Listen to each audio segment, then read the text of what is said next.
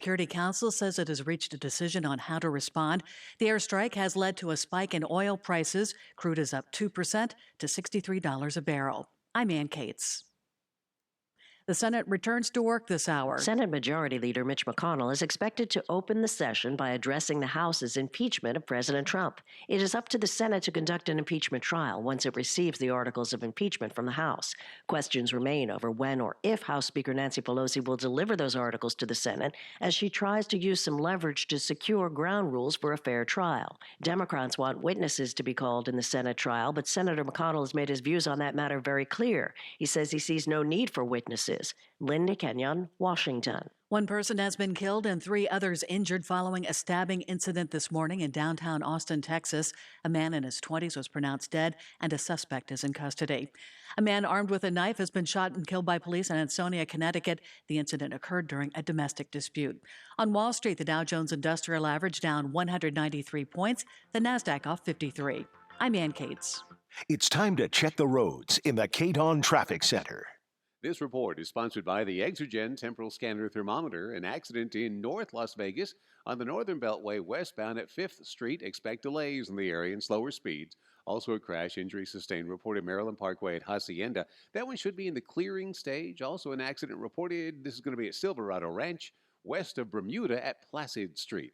Is your family ready for cold and flu season? The flu brings a fever, so be prepared with a thermometer you can trust. The Exergen Temporal Scanner, backed by more than 80 clinical studies. Visit exergen.com. John Michaels from the KDON Traffic Center. It's open enrollment season, and Medishare is the Christian healthcare sharing ministry that saves most families about $500 a month. Google Medishare and see if it's a fit for you. Medishare, healthcare you can believe in. If you're one of the millions of Americans who owes back taxes, if you get nervous when the mail comes because you might get a letter from the IRS, then you've heard. Their enforcement agents are cracking down this year and can garnish your paycheck, levy your bank accounts, even your home or business could be at risk over unpaid taxes. It's all true, but it's also true there's a way out. It's called the Fresh Start Initiative, an important government program for tax debt assistance. The award-winning experts at Optima Tax Relief will fight to get you the best deal possible, protecting your paycheck and your assets from IRS collections. But don't delay, because the IRS is tacking on interest and hefty penalties every single day. So don't wait until it's too late. Call Optima now for a free consultation. Call 800-375-2922. 800-375-2922. 800-375-2922. Optima Tax Relief. Some restrictions apply. For complete details, please visit OptimaTaxRelief.com. Hi, it's David Masters. Join me and my brother Alan for Advice Line, 10 to midnight, Monday through Friday, right here on 720 KDON and on 101.5 FM. That's Advice Line, America's live radio counseling program. If you've got problems, we've got your answers. Monday through Friday, 10 to midnight. I'm Jim Snyder. And I'm Marie Mortero. We want to thank you for making News 3 your #1 choice for news. Every weeknight at 11, you can count on us to have the big story of the day. Plus breaking news that matters to you. Jim Snyder and Marie Mortero. News 3 live at 11. Hi, Doug Basham here. Join me Saturday afternoons from 2 to 4, and I'll tell you what your conservative, corporate-controlled, right-wing propaganda hate media isn't. You're welcome. That's Saturday afternoons, 2 to 4. Be there. SportsX Radio Nation, what's up? It's Ken Thompson, host of SportsX Radio, reminding you to catch me at my new time, 8 to 10 p.m. for all the local Vegas sports coverage, plus the national scene as well. That's SportsX Radio on the new 101.5 FM, 720 AM, KDWN. The opinions of the hosts on KDWN are their own and do not necessarily reflect the views of this station, its management, or Beasley Media Group. Right now, the day's biggest news stories from a Vegas perspective. This is the Vegas Take with Sharp and Shapiro.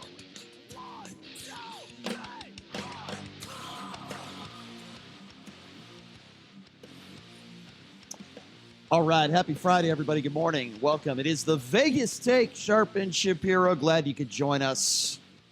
Oh, boy, it's just a big day in the world of news, I guess you could say. You know, normally this would be a time where I'd be running down everything that we got going on in the show, but I'm going to do that throughout the show, and I want to get right to the biggest news really around the world. And I will say in a few minutes here, we're going to be joined by a veteran. He's a radio host at KFI, and he is saying that this general that Donald Trump ordered to kill is the man responsible for killing some of his friends. So we'll be discussing that with KFI's very own Bryan Suits coming up here in just a few minutes. General Qassem Soleimani, if you have not heard the news, did I call him salami? It's probably because I'm hungry. I didn't eat breakfast this morning. Qassem Soleimani has been killed. This is a known terrorist, a man who harbored terrorists, a man who's responsible for, at minimum, hundreds of Americans dying. Make no mistake about it. Nobody's going to argue that. I don't care whether you're a Democrat or Republican. This was a horrible guy, a murderer, and there's no question I don't feel any sorrow for him. And I'm glad he's dead, and I hope he suffered a very painful death. But with that being said, why did this happen? And is it good for Americans in the long run? Will it save American lives? I say no. I say it won't save American lives in the long run. This is not Osama bin Laden we are talking about here. It's the opposite of that. Now, of course, Secretary of State Mike Pompeo is saying that this man, Qassem Soleimani, was planning an attack to kill Americans. Now, we don't have proof of that, and there are some people out there that are saying that this is weapons of mass destruction all over again, an excuse to start another war. I don't know if that's true or not. I don't know. I want to certainly find out the answers to that. I don't know the answers to that. But here's Secretary of State Mike Pompeo in his own words describing the attack and why it happened. John, I can't talk too much about the nature of the threats, but the American people should know that President Trump's decision to remove Qassem Soleimani from the battlefield saved American lives. There's no doubt about that. He was actively plotting in the region to take actions, a big action as he described it, that would have put dozens, if not hundreds, of American lives at risk. Okay, we don't know the answer to that yet, and even Pompeo doesn't know the answer to that. We probably won't know the answer to that for years and years to come if this actually does save American lives. Doesn't mean I'm not happy and we shouldn't be rejoicing in the fact that this guy is dead, but is it good for America in the long run? Remember, Donald Trump is the guy that said back in 2011 on Twitter that in order to get elected, Barack Obama will start a war with Iran. These are his words. He said, now that Obama's poll numbers are in tailspin, watch for him to launch a strike in Libya or Iran. He is desperate. He also said, now that Obama's poll numbers are bad, this is what he's going to be doing. He's going to be starting a new war. He said, don't let Obama play the Iran card in order to start a war, in order to get elected. Be careful, Republicans. We're going to play a little bit more of that audio for you later. But it is an absolute complete contradiction. What is the difference? What is the difference? And I want to play you a really, really interesting soundbite from Tulsi Gabbard. Remember, Gabbard, with all due respect to Tulsi Gabbard, she's probably a Republican, okay? She has defended Donald Trump a lot more than she has gone after him. But guess what? Tulsi Gabbard, somebody who you have to respect as at least a veteran who risked her life for this country, here's what she's saying about this attack. This was very clearly an act of war by this president without any kind of authorization or declaration of war from Congress, clearly violating the Constitution. It further escalates this tit for tat that's going on and on and on, will elicit a very serious response from Iran and pushing us deeper and deeper into this quagmire. And it really begs the question, for what? What are we trying to accomplish? What is the end state and the goal here?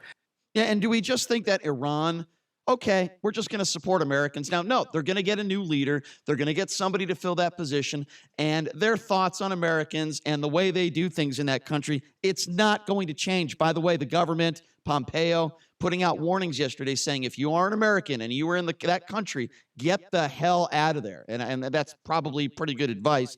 And then we had an interesting interaction this morning, debate, argument, whatever you want to call it. I usually never agree with Geraldo Rivera. I do agree with him at times when it comes to immigration, and I agree with him here. He got into it with Bryan Kilmeade. Bryan Kilmeade, of course, the show before ours, which airs, I believe, 6 to 9 a.m. And Kilmeade came on our show a few weeks ago promoting his book. He's a nice guy. I don't always agree with him, but this is a really interesting interaction here. So this is Geraldo Rivera and Bryan Kilmeade on Fox and Friends talking about this attack this morning. Your arrogance is exactly what's wrong with the region. My arrogance, not agreeing with you is arrogant? You think because, not agreeing with you is arrogant? You're not a frontline fighter that has to go back into Iraq. Again, you want Americans not the back in contractor Iraq? who just got killed because you want base. Americans back in Iraq? Right. Look, we have 5,400 there. You want them to be victims? I was there when they were getting killed, Brian. I was there when they were getting killed 5, 6, 7 a day. What does that mean? Is that what we want again? They were responsible for killing Americans. They supported the whole insurgency. Why did we kill? They supported the whole insurgency. That's okay? This is a fraught decision that will have implications far beyond the celebratory moment of taking out the terrorists. I never thought I would say this. Geraldo is absolutely 100% right. And by the way, all due respect to Bryan Kilmeade, look, I didn't serve, but I have a lot more thought put in to the soldiers that are probably going to be put in harm's way. That is my concern. Americans and American soldiers put in harm's way. Bryan Kilmeade isn't going to be going overseas. He's not going to be sending his kids overseas. Donald Trump isn't sending his kids overseas. Many of the politicians that run this country, their kids aren't serving. That is where I have the problem here. And I want to read something from Michael Avenatti, who tweeted this out this morning, which I kind of agree with, and you could call it a conspiracy theory. I'm not about to do that. Here's what Michael Avenatti said about this. He said, I'm not buying that General Soleimani was plotting to kill thousands of Americans, and that's why he was killed. I believe it's completely fabricated, just like the weapons of mass destruction the Iraq claim, but worse. This administration lies at every turn about everything. Why should we believe them now? Fair point. So what better person to have on the line with us right now than a man who served himself? He certainly is a hero. He does a radio show out there at KFI, and we're very happy to have him on the program right now. Bryan Suits joining us. Bryan, thank you so much for being on with us. How are you? Hey, it's good to be back. Appreciate it, Bryan. Okay, so I want to play you a little bit of audio first, and I want you to respond to this. This is Donald Trump, I believe it is back in 2012, talking about Barack Obama and talking about possibly starting a new war. Have a listen to this. Our president will start a war with Iran because he has absolutely no ability to negotiate. He's weak and he's ineffective. So the only way he figures that he's going to get reelected, and as sure as you're sitting there, is to start a war with Iran. Now, I'm more militant and more militaristic than the president. I believe in strength. But to start a war in order to get elected, and I believe that's going to happen, would be an outrage. All right, Bryan, what's the difference between what he stated there and what's going on now? Well, he turned out to be wrong. Obama didn't start a war with Iran, so there's that.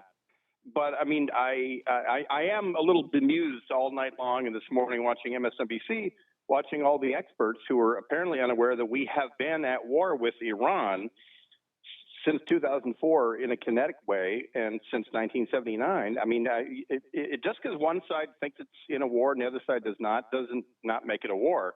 They have been at war with us since the revolution, and from 2004 on, they were wounding me and they were killing my friends with a new breed of roadside bomb. And frankly, this guy Qasem Soleimani should have been dead in 2006.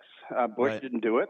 Right. Obama didn't do it, and his continued existence is a guarantee that Americans would continue to die. I mean, Bryan, I'm surprised he didn't do it a year ago. I don't know. And Bryan, listen, I appreciate that, and I don't disagree with what you said. And if you missed what I said when I started the program, I said, make no mistake about it, Democrats and Republicans have to all agree on this one. This guy, Qasem Soleimani, was a terrorist. He was responsible for many American deaths. He was an awful human being, a murderer, and there's no question none of us should feel sympathy for the fact that this man died, and I hope he died a very painful death.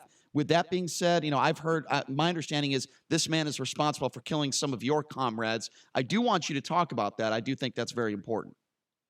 You know what? One of the most ironic things is 2 years ago during the liberation of Mosul, Qasem Soleimani personally sent targets to the U.S. Air Force, to the targeting cell, to the U.S. Air Force, as we were all fighting ISIS, because the Iranians, insinuated themselves into Iraq in 2014 because we did not.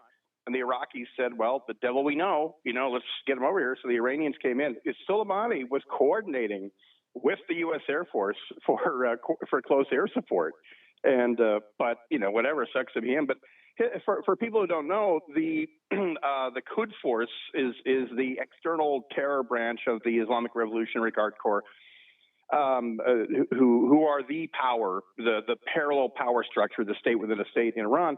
And as simple roadside bombs weren't being as effective as they were in the first year of the Iraq occupation, the Revolutionary Guard Corps went to a 60-year-old technology, and that is what's called a shaped charge, which concentrates an explosion and a bolt of molten copper into an aimable like laser sort of a thing. So we started getting these new, in 2004, we started getting these new things called explosive formed penetrator roadside bombs. And I don't want to get into acronyms, but anyway, it's called an EFP, understandably.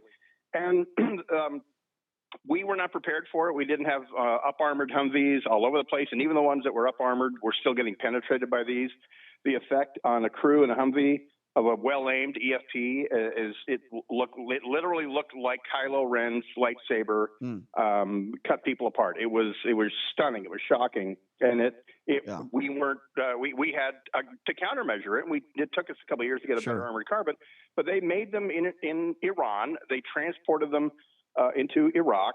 And Iranians did that, and I'm not implicating anybody, but I know of an incident. No, and I understand. And I appreciate your perspective. And I listen. I understand where you're coming from. I think the big question is this good for America in the long run? I want to read you a few tweets from a people that you might disagree with on this one. Let's start with General Wesley Clark, who said, quote, "This is not like taking out al-Qaeda terrorist Osama bin Laden. This is a significant escalation of our struggle with Iran." He said, "In taking down a military leader of a sovereign state, we've gone far beyond a proportional response to the Iranian threats of our embassy, placed greater stress on the friendly Iraqi government, and virtually guaranteed forceful and further escalation attacks by Iraq." Nancy Pelosi says, "American leaders' highest priority is to protect Americans' lives and interests, but we cannot put the lives of American service members, diplomats, and others furthers at risk by engaging in provocative and disproportionate actions."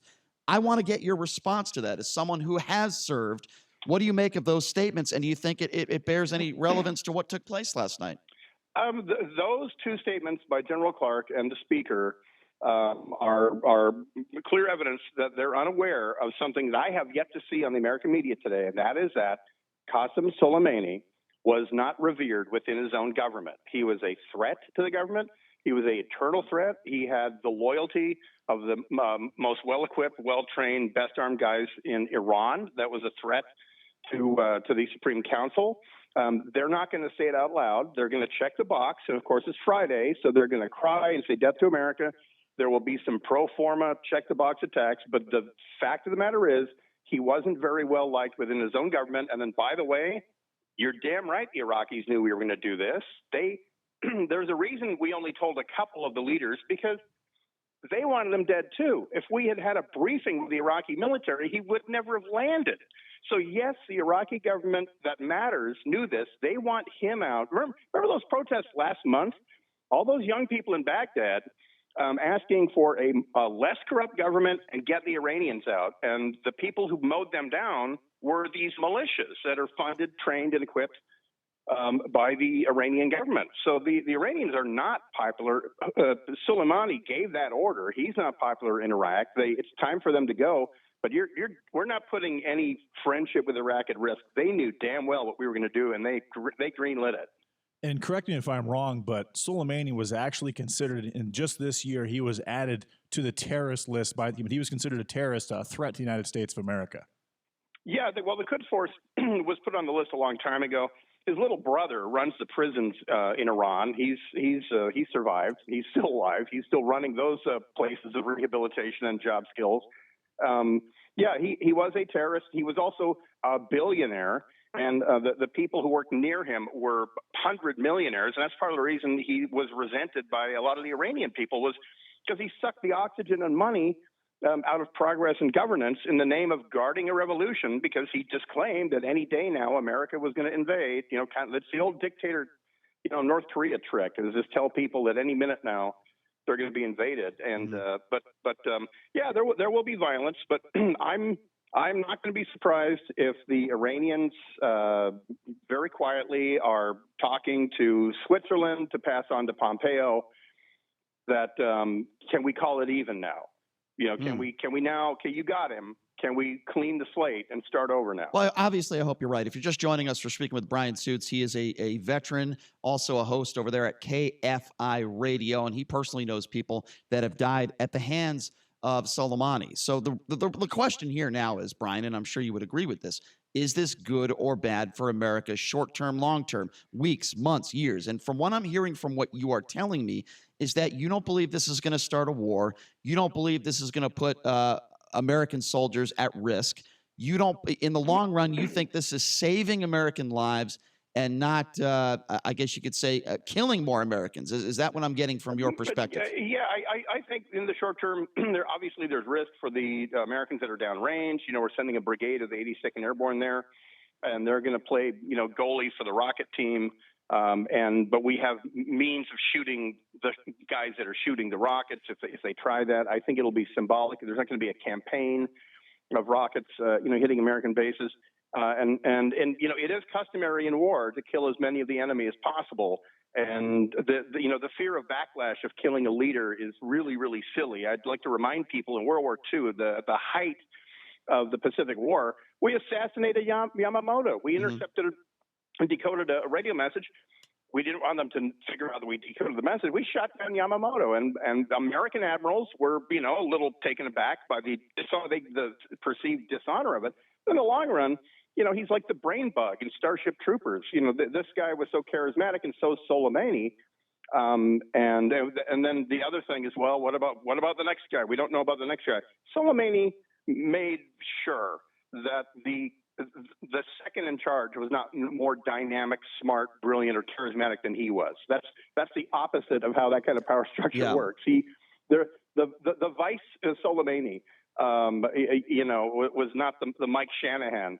To come on board. Yeah. Let me explain to you, Bryan, though, somebody like me, why I'm skeptical. And look, I'm not a hero like you. I didn't serve this country, but I still have my opinions, and here's why.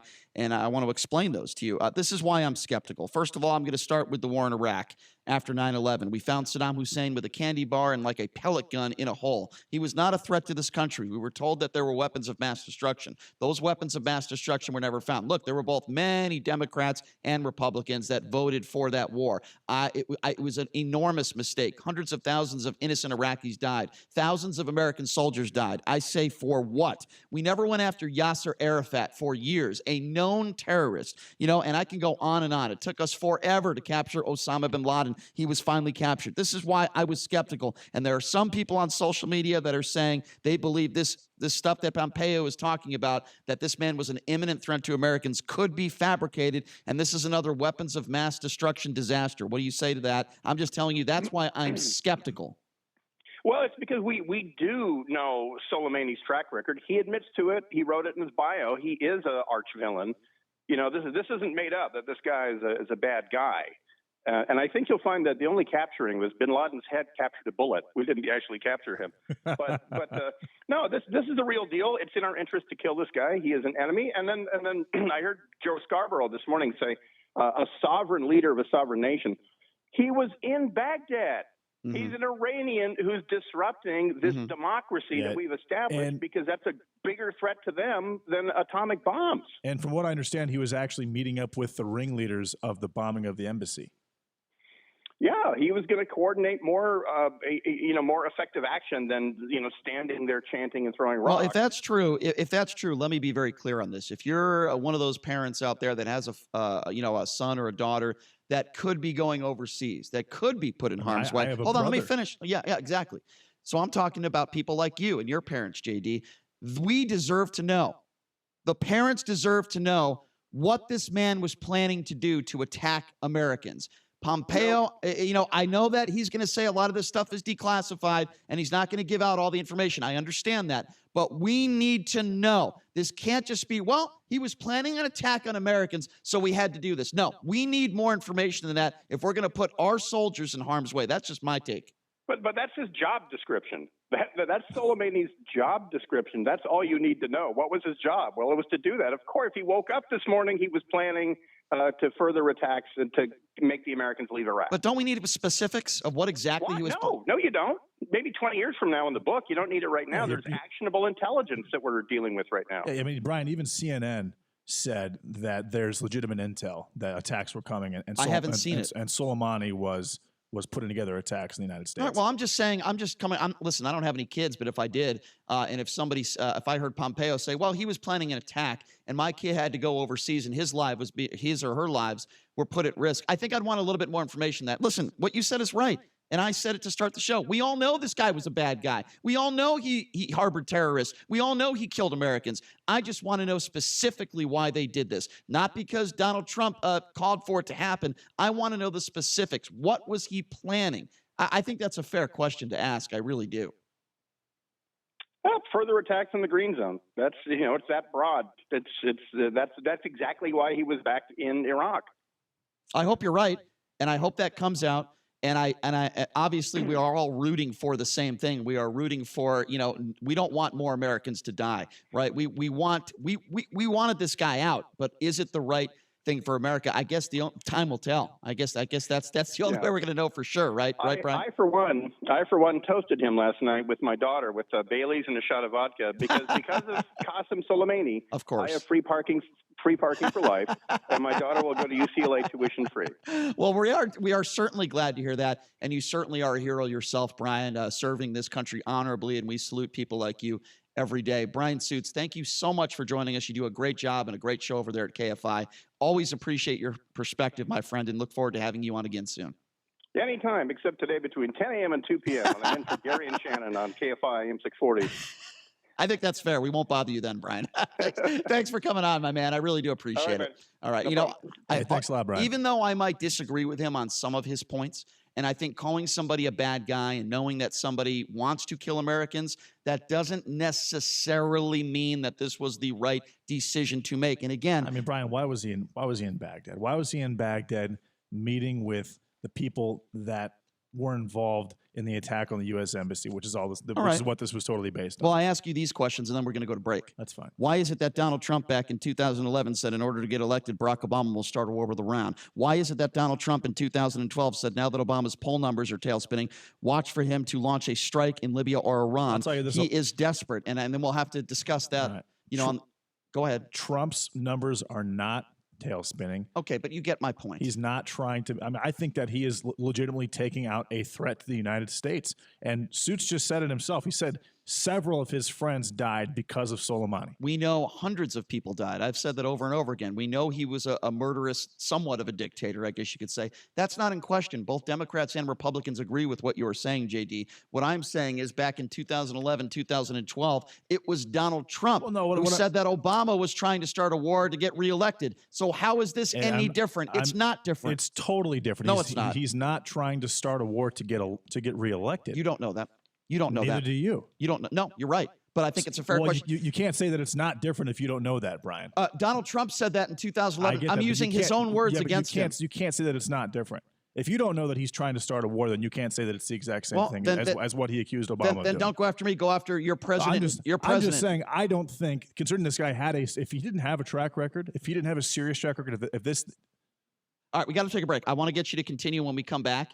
Number to call, 702-257-5396. Again, that number, 257-5396. Continue this conversation on the other side.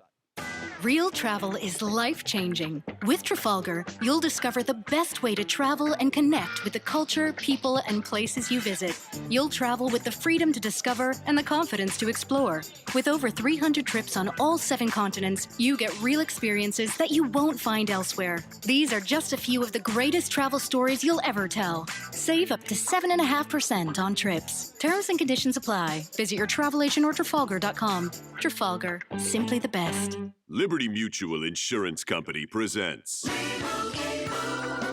And Doug. Welcome to Burger Palace. What would you like today? Yes, I'd like to tell you that Liberty Mutual customizes your car insurance so you only pay for what you need. This is Burger Palace. Do you want any food? Yes, one Palace party meal.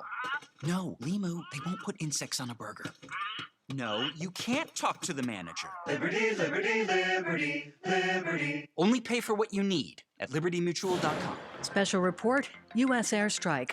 Iran has vowed harsh revenge after a U.S. drone strike killed its top military leader, General Qasem Soleimani. Correspondent Caitlin Collins with President Trump's tweet. This morning on Twitter, he's writing that General Soleimani has killed or badly wounded thousands of Americans over an extended period of time. He says he was plotting to kill many more, but got caught. He was directly and indirectly responsible for the death of millions of people, including the recent large number of protesters killed in Iran itself. Correspondent Christine Romans reports Iran could try to disrupt oil tankers that flow through the Strait of Hormuz. A quarter of the world's daily oil supply goes through that very narrow route. So that is really kind of the leverage that Iran has here to drive up global oil prices, which drives up gas prices, which in election year is something that could be the kind of economic warfare. The price of oil is up more than 2% today. I'm Ann Cates. It's time to check the roads in the KDON Traffic Center. This report is sponsored by the Exergen Temporal Scanner Thermometer. An accident in North Las Vegas on the Northern Beltway westbound at 5th Street. Expect delays in the area and slower speeds. Also a crash injury sustained reported Maryland Parkway at Hacienda. That one should be in the clearing stage. Also an accident reported. This is going to be at Silverado Ranch west of Bermuda at Placid Street. Is your family ready for cold and flu season? The flu brings a fever, so be prepared with a thermometer you can trust. The Exergen Temporal Scanner, backed by more than 80 clinical studies. Visit exergen.com. John Michaels from the KDON Traffic Center. Attention all authors. Page Publishing is looking for authors. Have you written a book and want to get it published? Page Publishing will get your book into bookstores and for sale online at Amazon, Apple iTunes, and other outlets. They handle all aspects of the publishing process for you. Printing, cover art, publicity, copyright, and editing. Call 800-501-3689 now for your free author submission kit. That's 800-501-3689 for your free author submission kit. Again, 800-501-3689. Are you looking for senior care for your mom or dad but don't know where to start? Hi, I'm Joan London with The Place for Mom. Nobody knows your parent or loved one better than you, and nobody knows senior living better than the experts at A Place for Mom. It's a free service, and we've helped thousands of families find the right place for their mom or dad. There's a place for answers, a place for mom. Call today. Call A Place for Mom at 1-800-391-1755. That's 1-800-391-1755. Mark Levin, weekdays 3 p.m. to 6 p.m. Now back to the Vegas Take on 101.5 FM, 720 AM. KDON.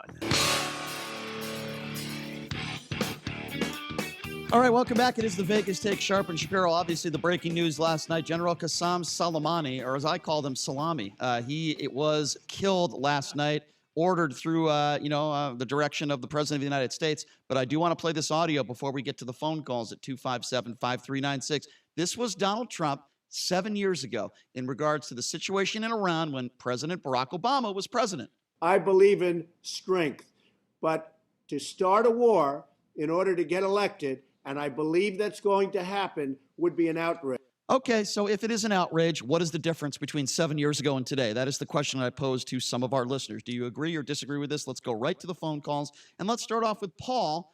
Paul, you are first up on the Vegas Take. Thank you so much for calling in. Paul, what is on your mind? Hey, Paul. Well, first of all, you're asking if this action will save American lives, and I can tell you what, it absolutely will. If not stateside, it'll save our service personnel that are serving over there, because instead of telling them to holster their weapon and take cover, they're going to be able to fight back. Well, I hope you're right, Paul. So absolutely. Obviously, I hope you're right. I hope you're right, Paul, but I don't think we know that 100%. That's what I'm worried about. We don't know that 100%. Well, I served. I was an operations Thank you specialist for your in the service, United sir. States Navy. We appreciate it. Thank you. And I think, what's different between what President Trump said back then, I mean, how many lives were lost from then to now? That's one thing that's different. Another thing that's different is President Trump's numbers are not plummeting. They're up. They're going up. They're not going down. Well, that's debatable. But it doesn't really matter. I mean, at some point, just as an analogy, if you went outside to your car every morning and your neighbor slapped you in the face, and you called the police, and the police said, "Well, we didn't see him do it, so next time he does it, go ahead and take action." Yes, that's basically what's happening. You're going to take action eventually. You can't be a punching bag forever, especially when we know we could win a war with them, and that's not the point. Yeah, the point listen. is Yeah, that you can only take so much, and if it doesn't just make it, I mean, besides our people getting killed, it makes us look weak to the rest of the world, and sometimes you got to flex your muscle. Listen, Paul. I'm not Mr. Anti-war. And by the way, I appreciate the call and I appreciate your service to this country. I'm not Mr. Anti-war. I'm not one of those guys. But after the war in Iraq, I think we need to be a little careful. That's all I'm saying. And I think it's okay to be skeptical, and that's what I am. I'm skeptical. Why did we never go after Yasser Arafat after all those years? Why did we find Osama bin Laden with a pellet gun and a candy bar in a hole? He was not a threat to this country. There were no weapons of mass destruction. I believe, personally, it is fair to be skeptical. Wait, if Osama bin Laden orchestrated 9/11, you don't think he was a threat to this country? What do you mean? Of course he was a threat to this country. When did I say Osama bin Laden was not a threat to the country? Of course he was a threat to this country. You just said he wasn't. Osama bin Laden? That's what you said. Oh, then I misspoke. I was speaking in regards to Saddam Hussein. Saddam, okay. I apologize. Okay. If I said that, I misspoke. Okay. Obviously, Osama bin Laden was the man responsible for 9/11, so I would never make that statement. I misspoke. I was speaking in regards to Saddam Hussein. 257, thank you for clearing that up for me. Absolutely. 702-257-5396 is the number to call. Let's go to Ron. Ron, you're next on the Vegas Take. What's going on, my friend? Hey, what's up, Ron? Hey, Bryan, how are you? I haven't spoken to you in a while, my brother. I'm doing good, my friend. What's on your mind? Listen, I wanted to bring to your attention two aspects. Number one, progressionally, God, I can't even remember her name now. Pelosi, first of all, believed that she should have been briefed. Secondly, as far as you are concerned, I mean, you're not on either side, and I've studied some of your I did some research on some of the things that you've said, and I've found that you were correct. But anyway, let me move on. With Pelosi, most of the people, on her side, the liberals, this surely would have been out there. Okay, he would have known what was going on. We wouldn't have got that general. That's number one. Number two, you said that you kind of took Geraldo's side.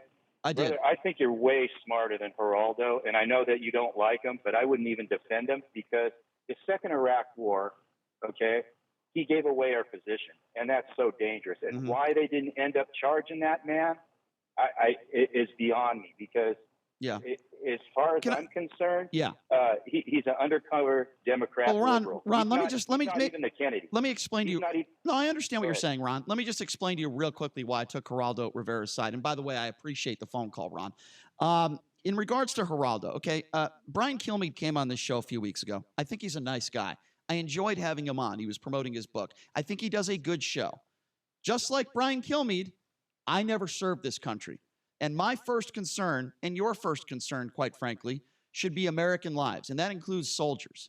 And I didn't sense any concern from Bryan Kilmeade. His response to Geraldo is, nope, we got to go. And if we get into a war, we get into a war. We got to go. We got to go. Guess what? That's not the way I think, and that's not the way Americans should think. This is about saving American lives. Thousands of Iraqi soldiers, hundreds of thousands of Iraqis died in the war in Iraq. Thousands of American soldiers died. At what cost? For what? So that we could see Saddam Hussein get hung? Was he a threat to this country? And that is my concern. I remember those images of our soldiers dying in Iraq. I don't want that to happen again. 257-5396. I think Saddam Hussein was a threat to this country's economy, Bryan. Okay, well, I mean, my opinion doesn't change. I don't want thousands of our soldiers dying on a lie, and that's what the weapons of mass destruction was. Could this be a lie? Maybe, maybe not. I hope I'm wrong. 702-257-5396 is the number to call. Let's go to L. L, you're next on the Vegas Take. Thanks for calling in. What's on your mind, L? Hey, what's up, L? L, are you there? Yes, I am. I'm sorry. That's okay. No problem. I was listening to the radio and to you. That's okay. Go ahead. Okay. My thing is this. You have every right to be skeptical. When you've got a president who lies about everything, how do you believe him when he says something this serious? And he hides all these things even from Congress. Mm-hmm. The thing is, I just don't believe anything he says, and I think we're going to find out. Look at Afghanistan. We just got the news that all of this was lies and mishandled. I think this is going to be the same thing, but this president has something up his sleeves. He's a liar. He's going to destroy. The Middle East now is in an uproar because of his actions and his decisions. This is disturbing. But I appreciate your opinions. Thank you. I want to also, Thank you. Elle, I appreciate your kind words. Thank you. Interesting boy who cried wolf take on that. Well, you know what? Elle is echoing the same sentiment where Michael Avenatti who tweeted out today, and I think I'm where Michael Avenatti stands on this issue. He said, "I'm not buying that General Soleimani was planning to kill thousands of Americans, and that's why he was killed. I believe it is completely fabricated, like the weapons of mass destruction Iraq claim, but worse." The administration lies at every turn about everything. Why should we believe them now? That's why I'm saying it's okay to be skeptical. 257-5396 is the number to call. Let's go to Anthony. Anthony, you are next on the Vegas Take. What is on your mind? What's up, Anthony? How you guys doing? Good. I think this is Fallujah and that cleric all over again. I think that we have a Shia general who's responsible for a militia in Iraq that's our best fighting machine right now. That general has killed more ISIS and Al-Qaeda fighters than we ever did. Mm-hmm. Right? So now this is our enemy, is our enemy, is our friend type of thing right now. Yeah. So once again, this president has taken the Sunni Muslims over the Shia government in Iraq. Right now, the Iraqi government is discussing a law to have our military removed out of their country because of this. Yeah. Right? A government leader was killed along with this Shia general. Right. I don't get it. I mean, people, are you paying attention? Our worst day in Iraq was Fallujah. Right. We lost 144 Marines in one day. You're right. Yeah, right? we did. Because of a damn. I'm sorry. I'm sorry. Because of so Anthony, you're kind of saying history in a way is repeating itself. Then is that what I'm all getting? Over, yeah. I mean, people look at. Just pay attention. Yeah. I mean, this guy was with the government of Iraq. Yeah. And was killed last night. And I don't agree with him. I don't like him. I think he's an enemy of our country. Of course. But believe me, he's killed more ISIS and Al-Qaeda fighters than anybody. Mm-hmm. Well, and I'm going to tell you. We're stuck again. Yeah, Anthony, listen, that is a very valid point you make, and I think we both hope that you're wrong. But if you're right, and if history is repeating itself again, then we're going to look back at this decision. It's interesting how Donald Trump withdraws troops from Syria, right? We don't talk about that. He withdraws these troops from Syria, which many Republicans, even idiots who've sold their soul like Lindsey Graham, were against it, right? Good old Lindsey. Everybody was against that withdrawing of troops in Syria, and Donald Trump says he wants to end these wars. He wants to protect these troops. Well, is he protecting these troops with the actions that took place last night? I think that is a more than fair question to ask. 702-257-5396. Let's go to Chuck. Chuck, you are next on the Vegas Take. What do you make of this? Yeah, so Dems and the media say he didn't strike. They say, why didn't you strike? So no, not true. Not true. It's only two things: either retaliate or. Okay, but Chuck, to be fair, he's been president for 2 years. Have you ever heard me say on this show, "Why didn't he strike"? Have I ever uttered those words? I'm talking about the media. Well, I am the media. I do a talk show. Well, okay, then and then I think he's preventing a war. No, but you said, why does he cower? Why does he kiss the ass of Vladimir Putin? Why does he kiss the ass of Kim Jong-un? That is a far difference between going on a stage with Vladimir Putin and agreeing with him and being buddy-buddy and then going to war. There is a far difference between that and going to war. You want him to go to war with Putin? Is that it? No, when did I say that? That's absurd. When did I ever say I wanted him to go to war? Well, there's only two things: you either trade with them or No, there's not only two things. Excuse me, but I disagree with you. When you get on a stage and when Vladimir Putin is asked if he interfered in our elections and he says no, and then Donald Trump stands right beside him on a world stage and says, I believe you over the CIA. When he stands on a stage, in just speaking with Kim Jong-un and asked about the Otto Warmbier death, and he says he believes Kim Jong-un when Kim Jong-un says, I feel really bad about that and I had nothing to do with it. No, there is an in-between there. You don't have to kiss the ass of these evil, murderous dictators or go to war. Though there are not two choices. There are ways of handling these situations. Am I saying... What would you have done? If Vladimir Putin was on a stage and said he didn't interfere... This thing? Well, certainly time will tell, but I'll tell you this. I probably would have notified Congress first. I probably would have spoken to a few more people than Mike Pompeo. I probably would have spoken to a few more people, and it probably wouldn't have been an impulse decision. I'll tell you that. I hope Donald Trump was right. Let me be clear. I hope this was the right decision to make. All I'm trying to say is he makes impulse decisions. And what I want to know is exactly what the threat was. Now, I don't have the information, perhaps, that Donald Trump had. And I hope that information was a real serious threat, Chuck. But the point I'm trying to make is he makes impulsive decisions, and I really hope he didn't make a mistake here. As all Americans, we should feel that way. 702-257-5396 is the number to call. Chuck. Let's go to Richard. Richard, you're next on the Vegas Take. What's going on? Yeah, I don't think Trump is trying to start a active shooting war. I think that I also don't necessarily believe that there's an imminent major terrorist attack. I think his purpose in this was to further destabilize Iran and take out a major enemy, which this guy was. And I don't think he wanted another Benghazi on his hands.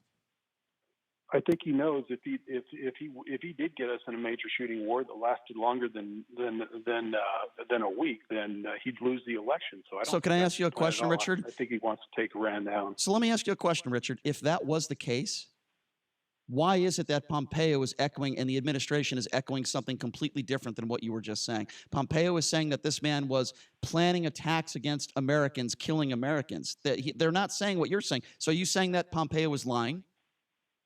Yeah, very possibly, because they need to feed. I'm sure they feel that they need to give the public a story that they can believe. That something like that is too nuanced, right? And it sounds too much like regime change, which they want to see the theocracy in Iran overthrown. They're a terrible enemy of ours, and the people don't want them.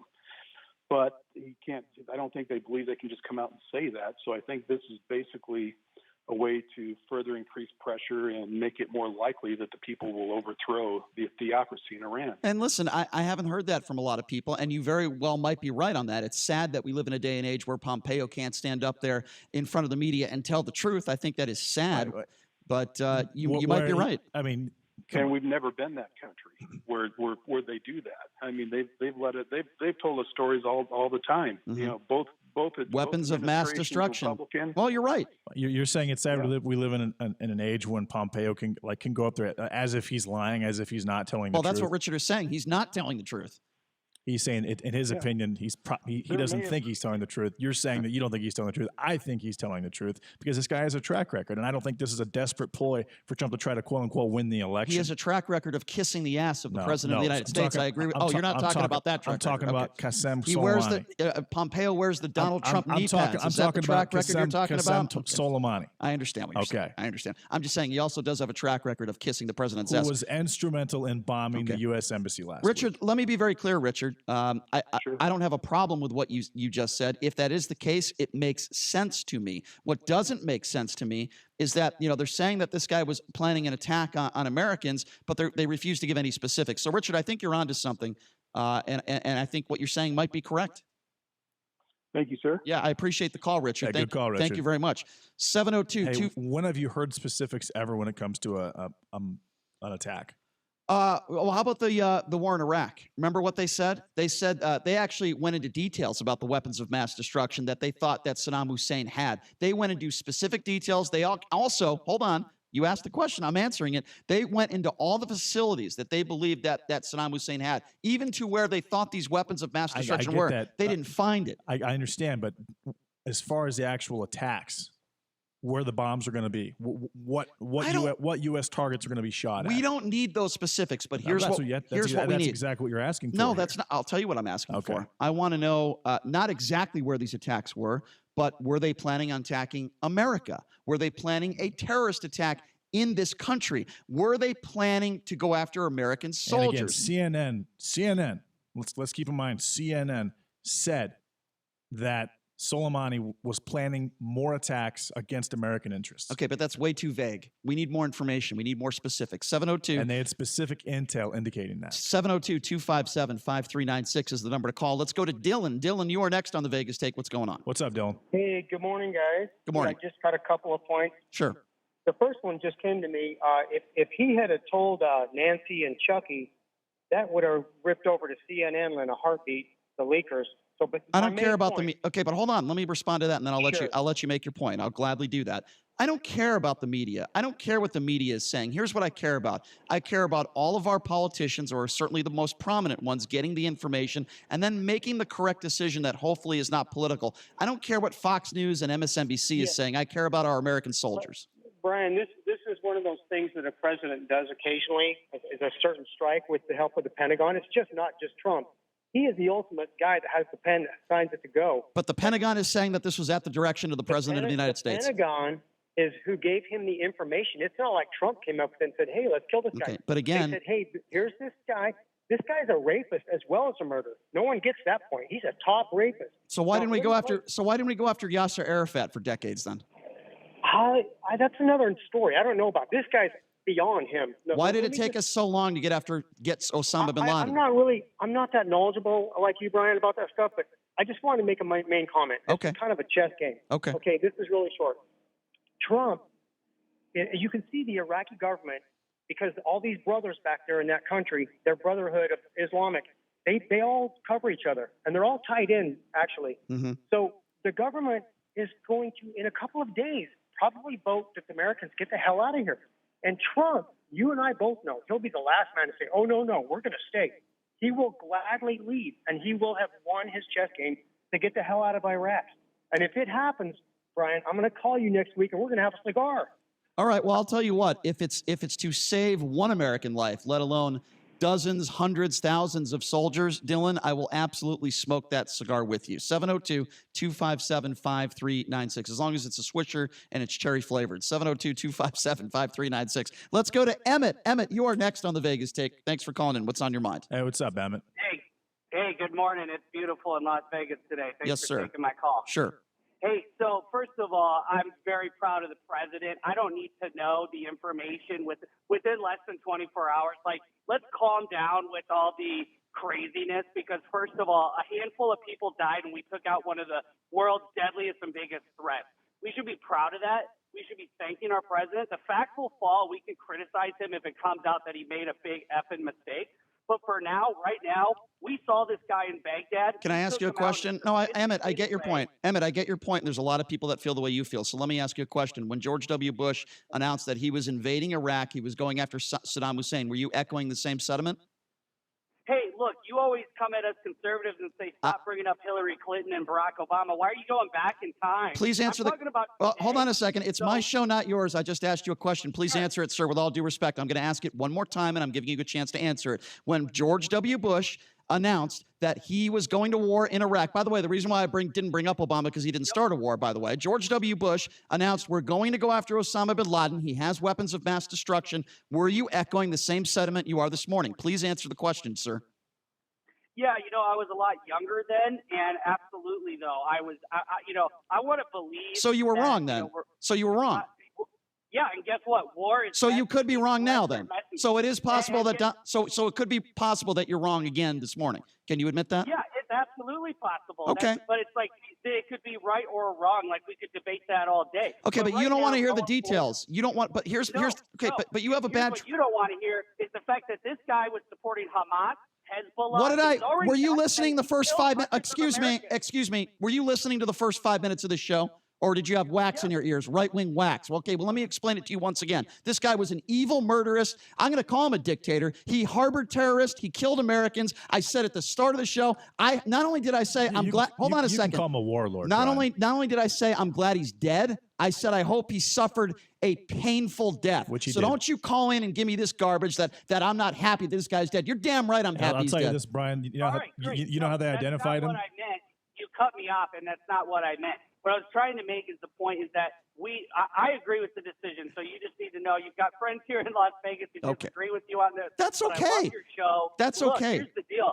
This guy was in Baghdad. I want to hear you talk about that. Why was he in Baghdad, within 24 hours after the embassy is raided? Well, we took an opportunity to make a smart strike when the iron was hot. Yes. We're not starting a war. We're protecting Well, Americans. Emmett, let me be clear.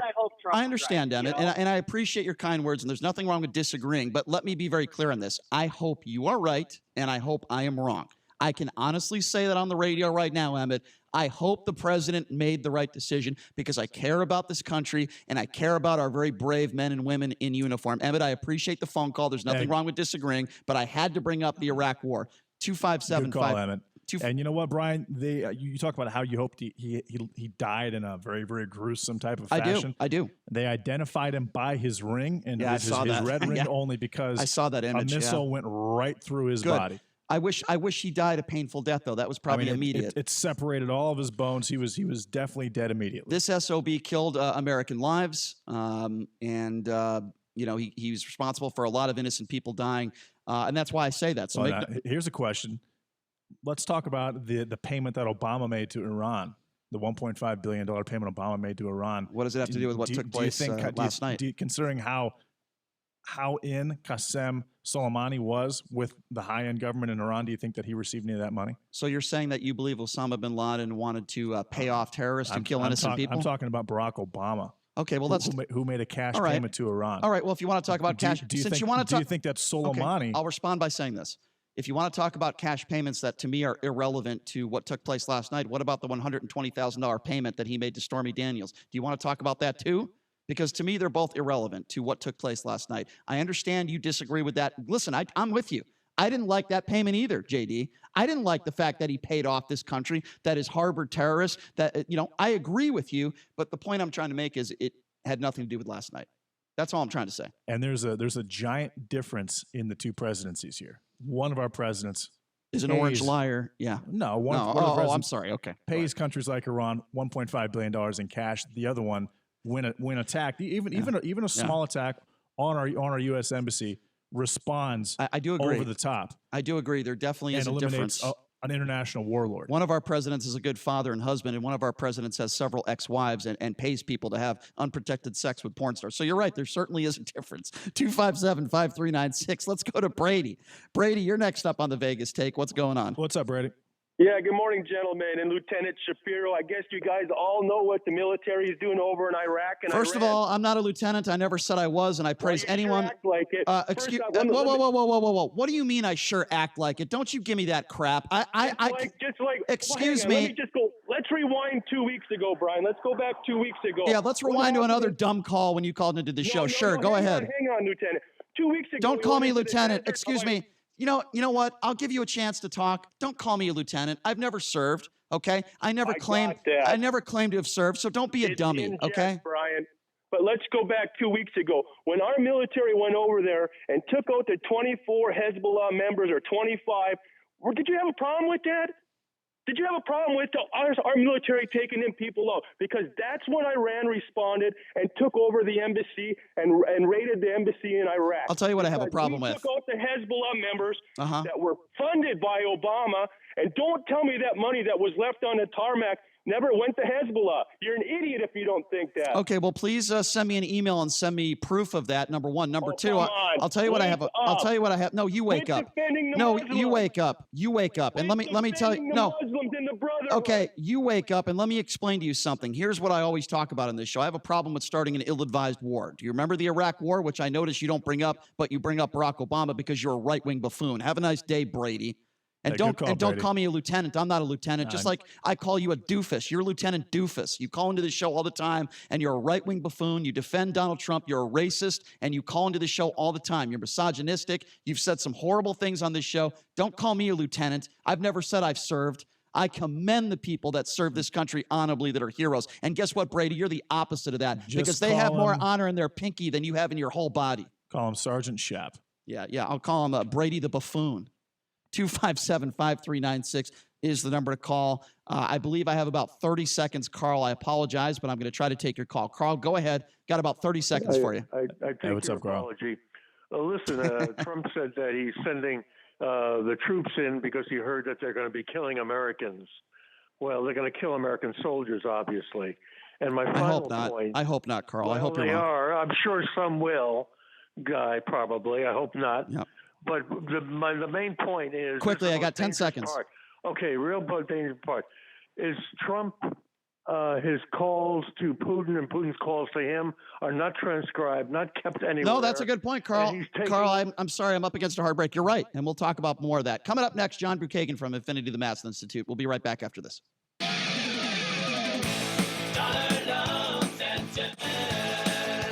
Hey, Chuck, first of all, can you tell us what it means to be a direct lender? You ever see those ads on TV for payday loans from Money Mutual and other companies? You know, they had Montel Williams as their spokesperson. Oh, I've seen them all the time. Well, they're what's called a lead generator. Check the disclaimer at the bottom of their website. It'll clearly say, this is not a lender. When you see this, it means they just gather your information and sell it. Oh, so Dollar Loan Center is a direct lender, and you lend your money.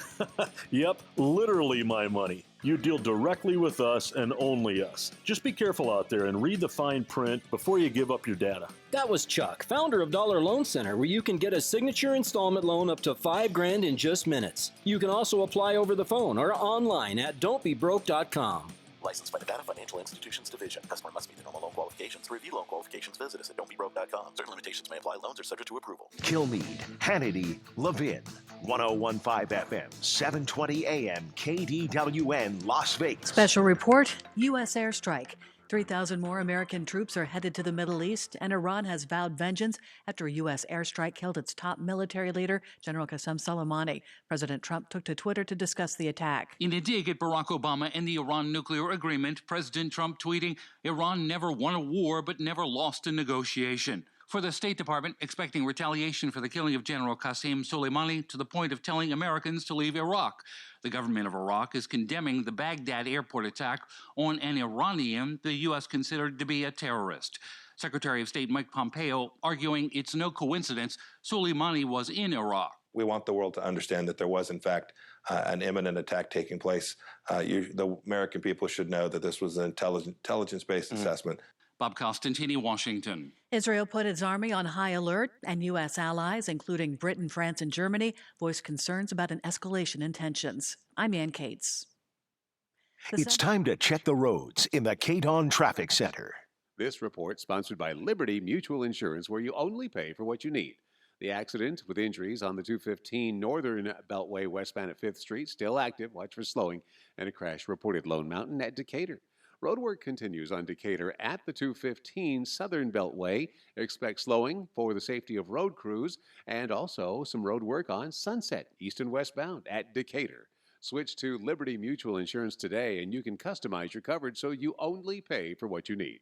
Liberty Mutual Insurance. I'm John Michaels from the KDON Traffic Center. It's open enrollment season, and Medishare is the Christian healthcare sharing ministry that saves most families about $500 a month. Google Medishare and see if it's a fit for you. Medishare, healthcare you can believe in. At Staples, there's a whole lot in store. Now a case of True Red printer paper is just $29.99. In-store only, offer on SKU 5130.96. Ends 1/4/20. Staples. John Schaefer here for my friends at New Mail Medical. You know, I've been telling you about them for a while now, and here's why. Because they are the innovators. You know, anytime you have an original idea, an original concept, you have somebody that comes along and they see the success of that original concept, then they try and make it their own, and unfortunately, it's usually just a cheap imitation. Well, not with New Mail Medical, because they are the ones who got out in front of this. Testosterone replacement, ED treatments, they're the ones who've been leading the way in the nation for sexual health procedures, and they've been providing tens of thousands of men in the Las Vegas area alone for the past 7 years with that help. New Mail Medical starts with your first visit, and they are going to be there with you every step of the way. After I went there for my first visit, I felt comfortable and relaxed knowing they could help guide me through any issue I had. NewMail.com. That's NUMALE.com. 702-505-4414. That's the number. Don't see a cheap imitation. Go to the originators. NewMail.com. 702-505-4414. I'm Jim Snyder. And I'm Marie Mortera. We want to thank you for making News 3 your #1 choice for news. Every weeknight at 11, you can count on us to have the big story of the day. Plus breaking news that matters to you. Jim Snyder and Marie Mortera. News 3 live at 11. Hi, Doug Basham here. Join me Saturday afternoons from 2 to 4, and I'll tell you what your conservative, corporate-controlled, right-wing propaganda hate media isn't. You're welcome. That's Saturday afternoons, 2 to 4. Be there. Nevada veterans need your help. The National Association of American Veterans is a 501c3 nonprofit organization providing support for veterans who are most in need. Emergency assistance, housing, medical care, counseling, and legal assistance are just a few of the services they provide. The National Association of American Veterans, NAAVets.org, helps veterans and their family members who are homeless and in critical need, and they need your help today. Please make your tax-deductible donation at NAAVets.org or call 866-559-8387. Veterans and their families have made the ultimate sacrifice, and they deserve our support and assistance. There are local Nevada vets in crisis now, and you can make a difference. Right now, a local 65-year-old Army vet, Glenn, is about to be evicted after the VA cut his benefits. And Ronald, another Las Vegas Army vet, will soon find himself in the same situation. Call 866-559-8387 or visit NAAVets.org and click on Donate Today.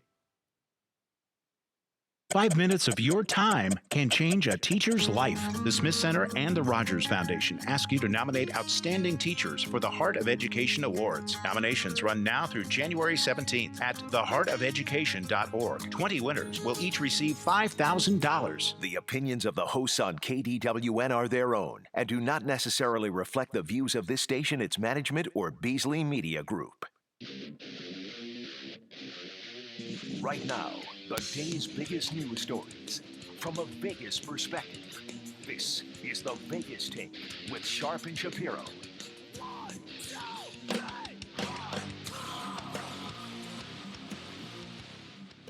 All right, welcome back. It is the Vegas Take, Sharp and Shapiro. Glad you could join us on a Friday. Listen, this story is not going away. We covered it the first hour. We took a gazillion calls in regards to General Qasem Soleimani, or as I like to call him, Salami, because that's probably what his body looks like now. That's probably a good thing. I'm sorry if you're eating breakfast right now, but we will be continuing to talk about this. It's not going away. Was it the right move for President Donald Trump? Was it the right move for this country? This is a conversation that we will continue, I promise you, on Monday as well, because I'm sure we're going to get more information over the weekend about everything that took place. But let's get to the local stuff now, because, you know, we've been covering a lot of local news. Usually it's not positive, sadly. We covered that accident that took place last week at Desert Inn in Durango that killed, just totally executed a family. Just a horrible, tragic story. Well, now we're going to talk about our school systems, which you could also say here in Las Vegas is tragic. We have some really, really, really bad school systems right here in Las Vegas. We talk about it all the time. And the reason why we wanted John Bruchhagen from Affinity, the Math Institute, to be in studio here is because he's a former Clark County School District teacher. Now he's doing his own thing. John, I want to just give a little, and good for you to be here, John. I want to give a little bit of background on this specific story, and I want to get your reaction to it because it's frightening, really. Basic Academy of International Studies in Henderson. I've actually been to this school before, and I've officiated some basketball games there. Nice school. I thought it was nice facilities, right? So they've lost 3 of its assistant principals during just ended semester. All 3. Yeah, amid growing safety concerns among staff members. There's a woman by the name of Melanie Snively. I believe I'm pronouncing her name right. There's a video that went viral, posted on Instagram in October, where she's seen pushing and grabbing a student in an attempt to redirect the minor to another part of the school. There was a fight that broke out, and she claims she was, and I believe her, by the way, she claims she was trying to break up the fight. In 24 years with the district, Snively said she's been hit, spat on, cursed at, but that discipline cases have risen sharply, by her estimate in the past few years. Let me just give a stat. 2013, 2014.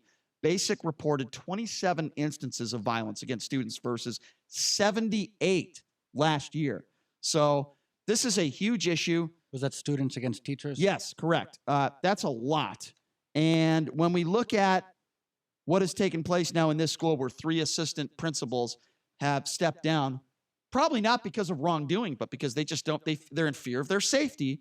As a former Clark County School District teacher yourself, what do you make of this story, number one? And number two, did you see anything like this going on? And by the way, I just want to tell everyone on our Twitter page right now, you can see this fight that Snively had with this student in a hallway. So what are your thoughts on this, John? Well, first of all, I want to say thanks for having me on. Sure. Happy New Year, JD, Bryan. It's good to see you guys again and growing. Yeah, I mean, this is one of many reasons why I left the CCSD. I have personal experience in a situation like this. We try to become more inclusive, whether that's for misbehaving students or special education students or students with disabilities. We're trying to be more and more inclusive as, we grow socially and stuff like that. Mentally challenged children used to go to separate schools, and we found that it's best for them to be included in the regular schools and stuff like that.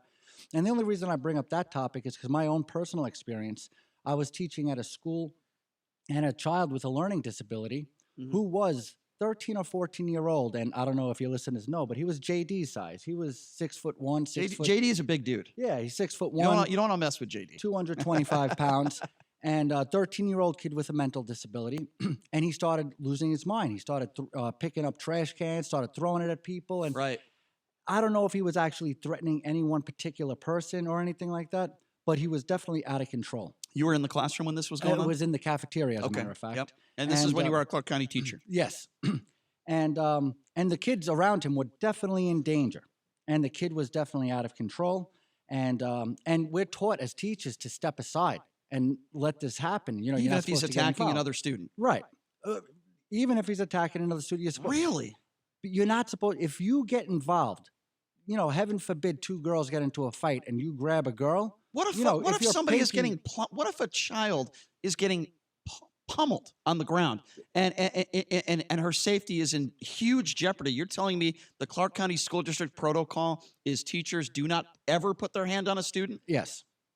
Yes. See, I don't agree with that. Right. Well, there's a lot of things that you wouldn't agree with if you, you know, take it for, you know, if a student punches a teacher. Are they in the afraid of fa- lawsuits? Is that why? That's gotta be why. 100%. It's God all about forbid money. your Yeah. pinky rubs against a girl's hip. Because let me tell you something. If I have a kid, or John, I know you have kids. If one of your kids is in the Clark County School District and you have somebody that is twice their size on top of them pummeling them, you damn well right I would want a teacher to get involved and help my kid. There's a zero tolerance policy for fighting. All they care about is There lawsuits. was a girl at the beginning of last year who, first of all, was 15 years old in middle school. She got held behind 2 years, and she was going to age out. Once you turn 15 or 16, you age out of middle school. But she hadn't quite aged out, so she was still there. Now, this girl was 2 years older and twice the size of any other girl at the school. Right. She was absolutely a menace to the school. She attacked 3 different teachers, and she attacked 3 different students, all within the first 3 weeks of school last year. Sounds like one of my ex-girlfriends. Yep. And she, and all 3 of the other students she attacked, all 3 of them tried to get away, saying, I don't want a problem. And ran. One of them, which she was my suspended, student, right? Well, the one that was my student who literally turned and ran away from the girl. The girl grabbed her from behind and fought her. Both girls got suspended equally. Even though the one girl did everything, she didn't instigate the fight, she didn't partake in the fight, she told the girl calmly she didn't want to fight, and then when she realized that wasn't going to work, she tried to run away. And the girl gets suspended for 3 days. And meanwhile, the problem is this girl doesn't belong in the school atmosphere. Right. And I don't know if you've been reading the articles, but, you know, it's administrators such as the one at Basic High School, they're saying that, you know, it's the 1% of students that are causing all the disruptions. But as we continue to not enforce our rules because of racist concerns, because suspensions are higher for African Americans than they are for white people and But if Asian I can people. interject for what you were saying, I don't disagree with what you are saying in regards to the school district, in both of our opinions, is not handling these situations the way they should. However, something that we have not talked about, which I know you're going to agree with me on, is parenting too. The parents need to be involved here. If your kid is involved in a physical altercation, you have to make sure that that never happens again. Now, I don't know. I'm not going to tell you how to be a parent, but you got to figure out a way to do it. JD, do you agree with that? Put your mic on. Put your mic on. John, have you found out any economic background correlations with students like this you just described? You know, first of all, Clark County's, you know, I mean, everybody who lives in Vegas understands there's a big disparity between the lows and the highs. And a lot of these people live in the same neighborhoods. I know up the block from here is Clark. Up the block from here is Michael Jackson's old house, who takes up a whole city block, which people probably drive by it and don't even realize it was Michael Jackson's house. I like the Clark County School District. I'm sorry. Go I ahead. bet you he does. But it's super multi-million-dollar estate. He did. And right down the block, you have apartments for $800 a month. Right. You know what I mean? So every single school in Clark County School District has a huge disparity between the lowest earners and the lowest socioeconomics and the highest. So you must feel, though, you have to, as a former CCSD teacher, you've got to feel for these 3 assistant principals who just decided to resign, right? You understand why they resigned. I don't feel just for them. I feel for all the educators, not only in Clark County, in America. Right. I'm 43 years old. You guys are, you know, maybe not JD. I'm close to there. Yeah, but you're approaching my age. I'm not reciprocal. I'm 34. All right. So when we were kids, you know, 1 out of 8, 10 Wasn't a kids huge issue. wanted to be a teacher. Right. They wanted to be a teacher. Yeah, that's true. Zero. Yeah. 0 of them. A lot of women did. Nobody wants to be a teacher anymore. Nobody. Well, I think And there's a lot of reasons for that. They put up there's with a a lot lot of of it's a reasons stressful for it. job. They put up with a lot of crap. The They pay don't is get paid pay a is lot. garbage. The The hours are benefits long. aren't fantastic. The hours are terrible. And it's getting worse and And worse. the kids are misbehaving, right? That's getting worse and worse, isn't It's it? getting worse. Yeah. We used to have behavior schools here in Clark County School District Yep. where anybody who got in trouble a certain amount of times, like the girl I mentioned from last year, they would go to this behavior school and they would have special teachers there who are meant to deal with these things. And maybe it wasn't a perfect system. Nothing is. but at least you took this out. I kept telling people, they talk about class sizes and how we need smaller class sizes. The class sizes aren't the problem. It's just the percentages. If you have 10% of kids are a big nuisance in your class. Right. If you give me a class of 50 kids and let me get rid of 5 of them, I could teach a class of 50, no problem. It's the 1 or 2 kids that are constantly a problem, and That we need to are be taking taken away the tools and to those get rid are of the them. those are the 1 or 2 students that need to be taken out of the classroom because they ruin it for everyone else, including the teachers, and it is a problem. If you're just joining us, we are speaking with John Bruchhagen from Infinity the Math Institute. He is a former CCSD teacher. The story we are talking about is it happened right here in Henderson. 3 Henderson high school administrators, assistant principals have left amid safety concerns. In fact, one of those teachers, a video that was posted back in October where she's trying to break up a fight. She did put her hands on a student. I don't see anything wrong with that. And we're taking your calls on this. And here's the question I want to pose to people that are listening right now. Are you a teacher or do you have a kid in the Clark County School District? If you do you have a story you would like to share with us? What do you think about these 3 assistant principals that have stepped down? Do you think the behavior of students getting worse and worse? Do you blame the teachers? Do you blame the administrators? Do you blame the district as a whole? We want to hear from you right now. The number to call, 702-257-5396. Again, that number, if you'd like to be a part of this conversation, is 702-257-5396. What do you make of the Clark County School District? What do you make of these 3 administrators, these 3 assistant principals that stepped down? They're in fear of their safety, and they've had enough. And do you think that this is going to happen more in the future, John? Yeah, and just to finish my story with the big kid who was JD's size, yeah, my instincts kicked in to protect the children. I went up to the kid quickly, bear hugged him from behind, and I whispered softly into, hey, it's okay, it's okay, it's okay.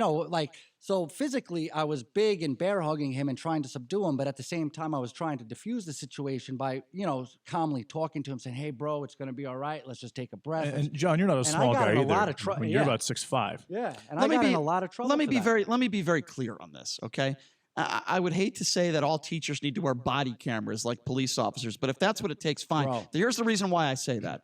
If there is a fight between students, first of all, it's not just the students that are in the fight that are at risk of getting hurt. It's other students anywhere within the area. And you understand how these things happen, right? When a fight breaks out, all the students get up. They want to watch. They all gather. Crowd mentality. Right. And they pull out their cell phones. Well, and then that can create other fights. You never know what's going to happen here, right? So that is why I say, actually creates no one. When there's a fight and there's 50 or 60 students watching it, no one's actually going to step How in. about 200 or 300? I remember no one's going to step in at that point. There was actually a book written about that by Malcolm Gladwell. Do you remember, guys, the movie Lean on Me with Morgan Freeman? Yes. One of my favorite movies of all time, a true story. And if you recall watching the first 5 minutes of that movie, it starts out with the song from Guns N' Roses, "Welcome to the Jungle," Yep. and it just shows you. I don't want to see any schools in Las Vegas turn into that. But if they're not letting teachers help in any situation physically, then I think that is a problem. Any of these movies that we watched when we were kids, whether it's Lean on Me, Dangerous Minds with Michelle Pfeiffer, Right. or the one about the Bolivian calculus teacher in Los Angeles, if you watched any of those teachers that were heroes in the movies, any of their actions would get them fired or suspended at CCSD. Yeah. Any one of them. By the way, you just brought up that movie. Coolio lives in Las Vegas. I actually saw him Does at a he? bar. I didn't know that. I actually saw him at a bar literally right down the street from here. Gangsta's Paradise. Does his hair still look the same? What about Freedom Riders with Hilary Swank? Have you seen that? No, I haven't. Oh, you have to watch that. That was outstanding. Let's take some phone calls on this. And again, I asked the question, if you're a teacher or have a kid in the Clark County School District, you don't even have to say who you are, where you work. I want to hear from you. I want to hear your stories. Is this really what's going on in the Clark County School District? What do we need to do about it? So 257-5396, the number to call. We have a retired school officer for the Clark County School District. This should be good. His name is Calvin. Calvin, thank you so much for calling in. I'm sure you have a lot to say when it comes to this issue. Yeah, I have a lot to say. A lot of times the administration will deal with kids in such a way that treat them like babies. When they commit these crimes on school property, they should be off. And like the gentleman said earlier, we used to have these alternative schools that the kids would go to. As a school police officer, I could handpick 5 to 10 kids off every school in Clark County, and we have no problems on our campus. The problem is some of those kids have no business in a public school setting or any school setting. They need to be as far away from school as possible, but the law won't allow us to do that. Hey, Calvin, can I ask you a question? And thank you very much for how many years did you serve as a resource I served officer. as a school police officer here for 30 years. Oh, wow. And Awesome. I was Thank you. primarily designed to deal with the gang-related kids. So that's why I know about Peterson, Biltmore, and all those alternative schools. Good. That's why I used to start my morning. Can I ask But you like a specific question, Calvin? Yes, you can. Have you ever been asked specifically to downplay or not report students' criminal behavior in order to? Yes, I have. And that's Wow. exactly what I'm talking about. That's crazy. So, And Calvin, not only downplay, it's like you're told, well, their parents are going to be very litigious. So just, don't create a problem that you don't have to. Calvin, may I ask, can you give us a specific story of one of the worst examples of what John just asked you, where a student broke the law and you were told not to really report on it? Can you give us a story like that, if that's okay? Here's the story, and I don't know if the teacher may be listening, but I was working at Shine High School. This kid walked up behind a teacher with a starter gun. Oh, my God. Pulls the trigger, goes off, and this kid was only RPC. My thing, I wanted to arrest him. And I was told by administration, and I don't want to throw racism and stuff in here, but he was a kid that was a Mormon kid, and they said they're gonna let the elder at the church deal with that kid. Oh. That kid should have went straight to jail. I don't care. You know what? I'll say it for you. Nothing. Calvin, I'm going to say it for you. I'm white. Yeah. I will say it for you.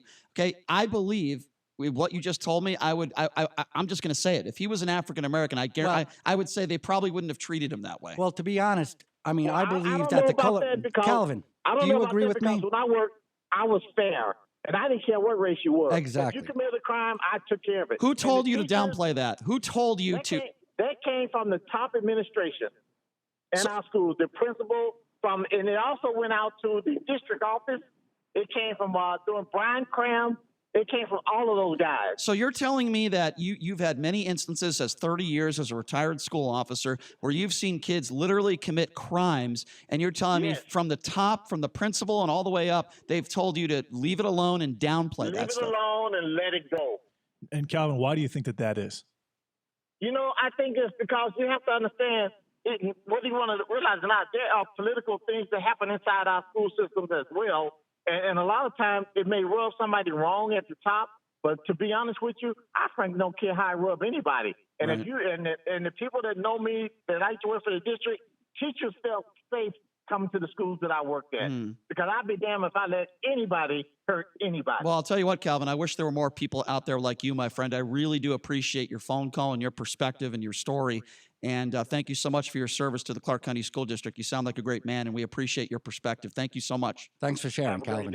Appreciate it. Thanks a lot, Calvin. Wow. 702-257-5396. The question we are posing, if you're a teacher or if you have kids in the Clark County School District, do you have a story? Do you think that students' behavior getting worse? Do you blame the Clark County School District? Do you blame teachers? Do you blame principals? In the last guy who just called in, Calvin, he's saying that the principal all the way up to the top were telling him to downplay these situations, but he said he didn't have these types of problems because he took his job very seriously. And we're also talking about these 3 Henderson High School administrators that have decided to leave because they're in fear of their safety. The number to call, 702-257-5396. Again, 257-5396. And I pose a second question. If you are a young parent, I'm talking having a child that's not quite in the school age range yet, based on what you've heard in this last 25 minutes, would you want your child to attend CCSD or a private school? That's a good question. Let's take another phone call. Let's go to Gene. Gene, you are next up on the Vegas Take. What do you make of all this? I can. I'll tell you. I can tell you the big problem with the kids and their behavior today is what you just said to Calvin. Is you assumed that because the kid was white, he wasn't going to be punished, and you assumed that because the kid is black, they would be punished. And that's the problem, because now everybody's handcuffed, because if a kid that's African American does get out of line, then they have to handle it with kid gloves. And I'm not saying that the white kid should have got away with it either, but what you automatically assume that every white kid gets over it. No, I didn't say every. No, I didn't say every single white kid. Nobody could be implied based on what you said. Away that because the kid was a Mormon, that it was a white kid, Well, and that's why he got away. I am basing it on a man that has 30 years experience that told me that it was a Mormon kid who committed a that is a heinous, that's a felony that you could, okay, that's a felony that kid committed. And then you're telling me that, a principal tells him, well, let him just handle it in his church. Do you think that let me ask you a question now. Do you think, listen, I could be wrong. I'm just giving you my opinion. Do you think if that was an African-American and his family was at a Baptist church, do you think that the principal would have said, just let his Baptist church handle that? It's a simple question. This brings me to my next point. I mean, California has already passed the laws regarding suspensions and stuff like that in order to curb the racial divide. So, for example, a school has 10% African Americans, but the African Americans make up 25% of the suspensions in the school, right? Which is why we're watering down all these things. And in order to possibly make up for things that happened in the past, like the one this gentleman said, I've seen experience at CCSD where white kids have a small problem and they get suspended, and a African-American student might have drugs on them and they don't, in order to fix the numbers. And that makes sense. The thing is, we got to stop looking at the color of people's skin. And, like Dr. Martin Luther King said, let's just judge them on the content of their character. Well, we have somebody on the line right now who is a substitute teacher at Basic High School. Perfect. Her name is Betty, and we appreciate her calling in. Betty, thank you for your perspective. What do you make of all this? Oh, I couldn't believe it when I read that gal's article in the paper, because I haven't subbed since October due to an incident, but I've experienced horrible incidences in Clark County, just horrible. And one kid, just trying to get through the roll, taking the roll, and I asked him to take his earbuds out till I was done. He started with the F you, and he wouldn't stop saying those. So what do you do? So what do you do in a situation like that as a substitute teacher? You're obviously being taken advantage of. You're making it maybe somewhere around the vicinity of $100 to $120 a day. What did you do, Betty, in that situation? Well, you call admin. You call those people, the assistant principals who are over the disciplinary. And was the child immediately removed from your school? Well, two ladies came down and said, you want us to take them out? I'm like, yeah, that's why I called.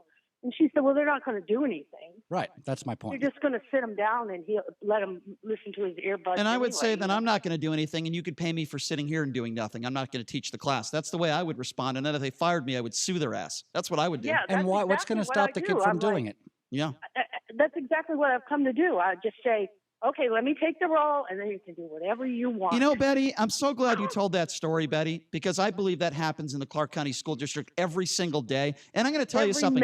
Those two buffoons who went down into your classroom and did that should be fired, and they should be ashamed of themselves. And again, it comes back to parenting. Who talks to an adult like that? I don't care if you're a 15-year-old kid or a 5-year-old kid. You learn respect at home. My adults only told me to talk like that to Trump support. No, I'm sorry. That was a horrible joke. Horrible joke. Tongue in cheek. So, Betty, have you had any other instances like that lately at Basic High School, Betty? Have you had any other experiences like that? Yeah, I've noticed over the last couple of years, they're very focused on they lost their funding. Right. I don't know what you call it, Title I, I think. Yeah. That's your reward for doing well. And the way they can get it back is to cover up. And that's what they were doing. Well, Betty, listen, I'm sorry that you have to go through that. No substitute teacher, wait, let me rephrase that. No teacher should ever have to go through that sort of verbal abuse. These students, luckily it's not all of them, but sounds to me that there's a decent amount of them. Couple, maybe one or two in each class. That's 1, 2 too many to me. Get them the hell out of the classroom. Clearly their parents are not doing a good job. Well, they can't get in touch with the parents, see? There you go, Betty. That's where it is. It starts with parenting, and if they're not picking up the phone, then how the hell are these kids going to change their behaviors? Betty, I really do appreciate your perspective. Thank you so much for calling in. Appreciate it. All right, so here's what we're going to do. Thanks a lot, Betty. John Bruchhagen from Infinity the Math Institute. We'll also talk to him coming back about why he decided to leave the Clark County School District and open up his own school. But we're also going to take your calls. We have somebody on the line that's the parent of a child in CCSD. He's got something to say. We'll take some calls. 257-5396 is the number to call. Take a quick break. Be back right after this. Prescription products require an online physician consultation and are only available if the physician determines a prescription is appropriate. Subscription required. See website for full details and important safety information. Hey guys, good news. The outrageously expensive little blue pill is now generic, which means you can get the prescription medication to treat ED at affordable prices. And Hims makes it extra affordable. You pay just $30 for a month's supply. And right now, get your first online doctor's visit totally free when you go to forhims.com/joy. That's right, free. Zero copay, no expensive appointments, no awkward face-to-face conversations to get your prescription. Hims connects you to doctors online who can evaluate you and, if appropriate, prescribe your ED medication. And a pharmacy sends it right to your door. Hims makes it affordable, private, and incredibly easy. Nobody likes dealing with ED. Now, thanks to Hims, nobody has to. And that's really good news. To start your free online visit, you need to go to this exclusive address, forhims.com/joy. That's forhims.com/joy for your free online visit. forhims.com/joy. Wherever you are, 101.5 FM, 720 AM KDON, the talk of Las Vegas, is with you. Download the KDWN app from the App Store on iTunes or Google Play. 101.5 FM, 720 AM, the talk of Las Vegas. 101.5 FM, 720 AM, the talk of... Special report, U.S. airstrike. More American troops are heading out after a U.S. drone strike killed Iran's top military commander. Correspondent Ryan Brown. Several thousand U.S. soldiers will be deployed to the Middle East, we're being told by defense officials. This is a step that will help bolster the U.S. military's presence in the region.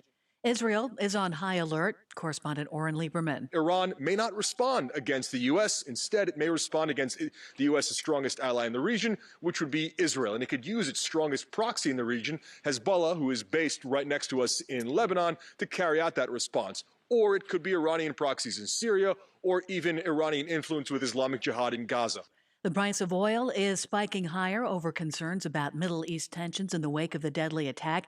Crude is up more than 2% to $63 a barrel. I'm Ann Cates. It's time to check the roads in the KDON Traffic Center. This report sponsored by Liberty Mutual Insurance, where you only pay for what you need. The accident with injuries on the 215 Northern Beltway westbound at 5th Street still active. Watch for slowing. And a crash reported Lone Mountain at Decatur. Roadwork continues on Decatur at the 215 Southern Beltway. Expect slowing for the safety of road crews and also some road work on Sunset, east and westbound at Decatur. Switch to Liberty Mutual Insurance today and you can customize your coverage so you only pay for what you need. Liberty Mutual Insurance. I'm John Michaels from the KDON Traffic Center. Hi, I'm Raymond Denon, Vice President of Optima Tax Relief. If you're in debt to the IRS, there's a lot you need to know. Starting with rule number 1, don't mess with the IRS. They can garnish your paycheck, levy your bank accounts, even take your home or business. That's all true. But it's also true that there's a way out. It's called the Fresh Start Initiative. It's one of the biggest breaks the IRS has ever offered. If you qualify, you could save thousands, even tens of thousands. Nobody knows this program like us, the experts at Optima Tax Relief. We have an A-plus rating with the Better Business Bureau, and we've resolved over $500 million in tax debt for our clients. We'll stand between you and the IRS and fight to get you the best deal possible. Don't mess with the IRS. For tax help you need, for tax help you can trust. Call Optima for a free consultation. Call 800-375-2922. 800-375-2922. 800-375-2922. Optima Tax Relief. Some restrictions apply. For complete details, please visit OptimaTaxRelief.com. Is that a faucet running? That's not a faucet. That's a river rushing through the forest. Forest rivers provide over 100 million people with clean water to drink. What? I can't hear you because of the vacuum. That's not a vacuum. That's the trees in the forest, cleaning up the air we breathe. I didn't know the trees were so amazing. Yep, and the forest gives us shade, trees to climb. That's awesome. Let's go explore some more. Visit the forest today and enjoy all it does, just for you. To learn more about the forest and find one near you, go to discovertheforest.org. Brought to you by the U.S. Forest Service and the Ad Council. Sean Hannity, weekdays noon to 3 p.m. Now back to the Vegas Take on 101.5 FM, 720 AM. KDON. All right, welcome back. It is the Vegas Take, Sharp and Shapiro. So glad you could join us. Our special guest in studio is John Bruchhagen from Infinity, the Math Institute. We're talking about the lack of, I guess you could call it safety, school safety, violence in the Clark County School District. 3 Henderson High School administrators, assistant principals have left the school system because of that, because of the rise in, I guess you could say, violence. In 2013 and 14 in basic, there were 27 instances of violence, students versus teachers. Guess what last year? 78. And we've had some people call in. We had somebody who was a security guard for 30 years who talked about the issues. He said that they asked him to downplay some of these situations. Then we had a substitute teacher who actually works in the Clark County School District who talked a little bit about some of the instances she's had to put up with. Are you a teacher? Do you have a kid in the Clark County School District? What do you make of this story? Give us a call, 702-257-5396. Again, that number if you want to be a part of the program, 257-5396. I want to get to a few callers who've been waiting patiently on hold. Let's go to Gary. Gary, thank you for your patience. Thanks for calling in. What's on your mind? Are you there? Yes, sir. Go ahead. Okay, I have a student in school right now. He's 8th grade actually right now, but he had behavioral issues when he was younger, and the school district asked us to put him through the doctors and find out what's wrong with him. Of course, he came down with ADHD. He had behavioral issues from 4th grade. My daughter that's actually my grandson. My daughter put him in this class. Of course, it was the class that the Clark County District asked us to put him into, and he kept acting up. But at home, he never acted up. So I thought it was a school issue. Right. So I told her, this went on for about a year. He was having issues, and I told her, if you don't handle this your way, I'm going to handle it my way.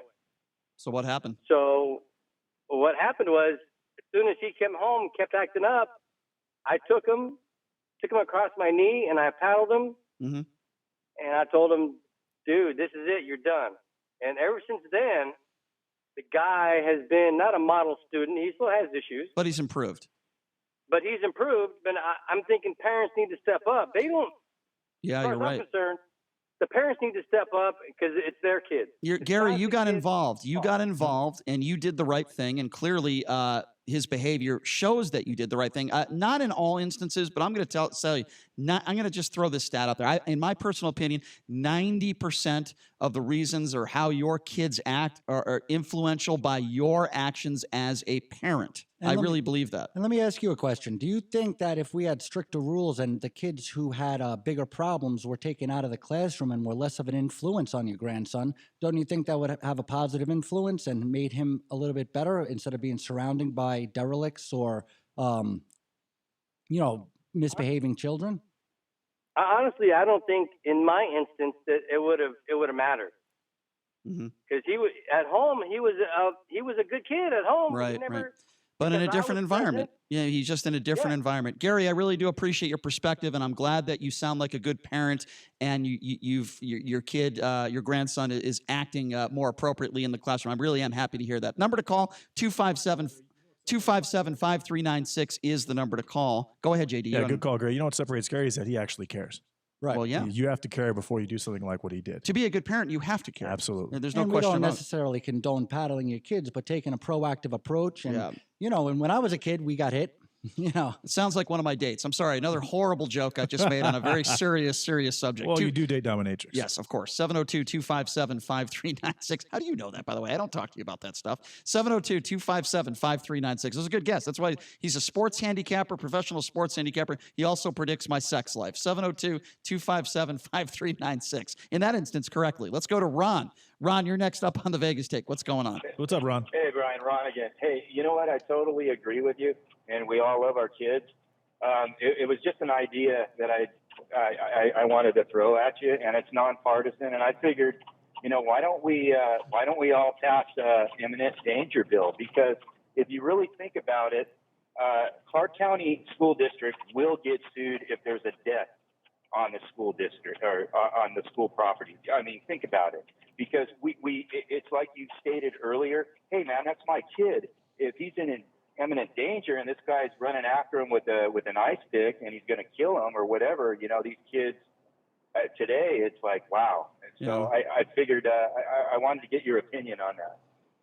Well, listen, I mean, my opinion certainly doesn't change from a perspective of if a kid is acting up in school and he's disturbing everything, and maybe there should be like a 3-strike you're out rule. I don't know, but I think there are certain kids with such behavioral issues and problems that it's almost impossible to discipline them, and they have to be put in some sort of behavioral school for troubled youth. I mean, I think that's cause and effect. Everything's, and you know, we're constantly trying to put a Band-Aid on the problem. Like we said, we're trying to fix the racism and suspensions. So we implement this policy of not suspending anybody. Right. Then, like he said, somebody's going to get chased down the hallway with an ice pick, and we're going to say, all right, we have a zero tolerance policy against violence. These extremes are not the answer. Why don't you stop taking each particular instance and institute a policy that is the best for everybody? That's just first normal. of all, you can't let kids watch Basic Instinct.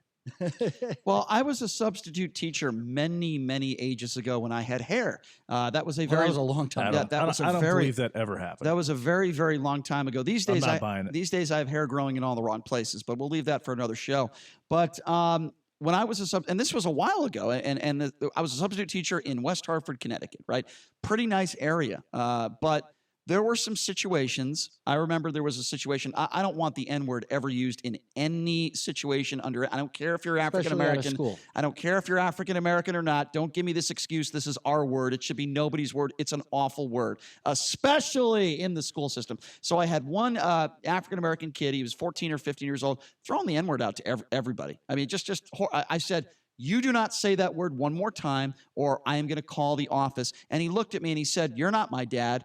And I said, you know what? I'm glad I'm not your dad. And you know what? You wouldn't be my son because you wouldn't act like that. I called the principal's office. They got his ass out of there. And that was the end of it. The class moved on. They did their work and everything went fine. And I disciplined that kid. Now, listen, I don't know if that kid continues to use the N-word, but if those parents came in and said, why did you discipline my kid? I said, are you okay with your son using the N-word? And if they say yes, then I said, I got nothing more to say to you. You're a disgrace. Very true. I mean, that's it. John, 2 questions for you. One, do you know how much money the assistant principals in Henderson were making? And 2, we bring up a good point. You mentioned had the situation with the girl and the 2 kids that you had dealt with. But if you've got 10 or 15 of those kids and they are in a private school or a private class, what kind of money do you have to pay a teacher to handle those students? Because isn't the risk of fights and possibly a gun being brought to school or something like that much higher under those circumstances? And at this point, I'm guessing that the pay just is, the risk isn't worth the reward. Well, number one, this is an absolute guess, but I believe the assistant principals are making about $80,000 to $100,000, depending on how long they've been there. A decent living. Yeah. And like I said, that is an absolute guess. Absolute guess, but that's what I believe it to be. It's an educated guess. Right. Number 2, as far as having like the in-school suspensions and stuff like that, we have resource officers as well as resource teachers who help teach these classes. And that's a combination of people who have experience in policing or being security at schools and stuff like that. And that's also people who are getting paid like a substitute's wage, who are like not really a substitute teacher, but they're not really a teacher, and they're like a teacher's assistant, and sometimes they put them in But I would those argue rooms. they're actually at higher risk. 100%. And they're getting paid less. Right. And they have less education. I have a friend who, she is one of these teachers' assistants, and sometimes when they're shorthanded, they put her in the in-school suspension and stuff like that. And this is, a 28-year-old girl, and I know that if, the proverbial poop hits the fan, she wouldn't really be equipped to take care of it. Of course not. But that's who's doing it. And that's why those behavior schools were a great idea. But of course, if you're a parent and your child gets put in one of these behavior schools, you're screaming bloody murder that whether it's racism, sexism, or Muslimism, or whatever the ism is that your child falls under, they're a victim and they shouldn't be in that school, because the problem is now that student is surrounded by other bad kids. And you are who you hang out with. That's what we can constantly preach at infinity. If you're surrounded by dirtbags forcefully at a school, or if you choose to hang out with dirtbags, you're a dirtbag. That's why I got to stop hanging out with our producer, Jason. Absolutely. Stein. Well, especially when you're a young, impressionable, growing mind. And, this brings me to the other story that I did definitely wanted to touch on before we let go. Yeah, I wanted to let me just say who you Please. are again to our audience. This is John Bruchhagen from Infinity, the Math Institute. Obviously, we're talking about the issues facing the Clark County School District in regards to kids misbehaving. We had 3 administrators in Henderson that decided to quit their jobs in fear of their safety. So John is a former Clark County School District teacher. John, but yeah, before we end this segment, I wanted to give you a few more minutes to discuss that. Yeah, and I also wanted to give out our website, Sure. themathinstitute.com. Sure. But we're going to talk more about that in a little second. At Clark High School, they have one of the most successful magnet programs, and it's right here in the area of the station. And they have a zoned and magnet school built into one, just like all the magnet schools here at CCSD. And they have graduates going to Yale, Harvard, and some of the best schools in the country. 90% of their magnet students are college-ready, college proficient. But they only make up 25% of the school. The other 75% of the school, only 9 or 10% of those children are college ready or proficient in math and English. Now, they just got a new principal, Rael, who was trying to pick up the zone kids, saying, we have all these resources for the magnet kids. We have the classes. Let's get these zone kids to up their game, and let's make everybody better. Let's start enforcing our tardiness policy. Let's start enforcing the dress code. And first of all, the magnet parents got mad because they were enforcing the tardiness policy on the great magnet kids. And also the zone kids were getting mad. The girl went up to the school board saying that enforcing the dress code was sexist because guys would never show their bellies. So to enforce a no I gladly belly rule show is my sexist. bellies. And they were also saying, everything is some kind of ism if you don't agree with it. And if you Right. get in trouble for being tardy to class 5 times, it's because Listen, you're a I girl. applaud. Let me just be clear on this and to put that one to rest. I support what he did. I thought that whole situation, the way he was treated, was absurd and ridiculous. And it goes back, you're right, to what we were saying earlier, where you have to hold students accountable. They have to show respect. And God forbid you have a principal or a teacher that upholds standards that we should have in the Clark County School District. Hey, John. 48 hours. Fired. Ridiculous. Absolutely ridiculous. And then we wonder why we have all the issues in this Clark Right. County School. It's a joke. John, before we let you go, I wanted you to give out a little bit of the information on the great things you're doing at Yeah. Infinity, the Math Institute. Well, this whole entire show is the reason why we opened Infinity, because we're not there to police kids. We're not there to enforce rules or not enforce rules. We're just there to give the kids an education. I was talking to your producer here about, we're talking about Iran and this, that. I believe the biggest threat to our country is our continuously downgraded education system. I'm working with kids all the time, and we don't know the Constitution. We don't know math, and math is the most important subject as far as logic, critical thinking, analytical thinking. Sure. And over the past year, we have changed the lives of 75 students. You ask each and every single one of their students, whether it's a great student who was straight A's before I worked with them, or the multitude of failing students who are now A and B students. It's not that hard. You just have to put in the effort, and you have to surround the kids with other kids who care. Well, John, go ahead, JD. You had another I question. was curious how your teaching structure and your curriculum changes for a great student and a not so great student. To be honest, it's not as much. Every kid is different. So when I'm working with kids 1-on-3, 1-on-10, 1-on-1, I'm able to give each of these students what they need. Even if it's in a 1-on-10 situation, some kids need a joke here and there to relieve the brevity. Other kids need like a military style education and, need to be forced to study. And how do you evaluate what they need? It's personality. I mean, I'm a former poker player. I mean, anytime you have a guest here, right? You have to decide how to talk to that guest. Each guest is different. Are you super humorous with the guest? Are you super serious? How do you treat your callers? Everything else. You get feedback and you see what works and what doesn't work. And we have had 100% success rate.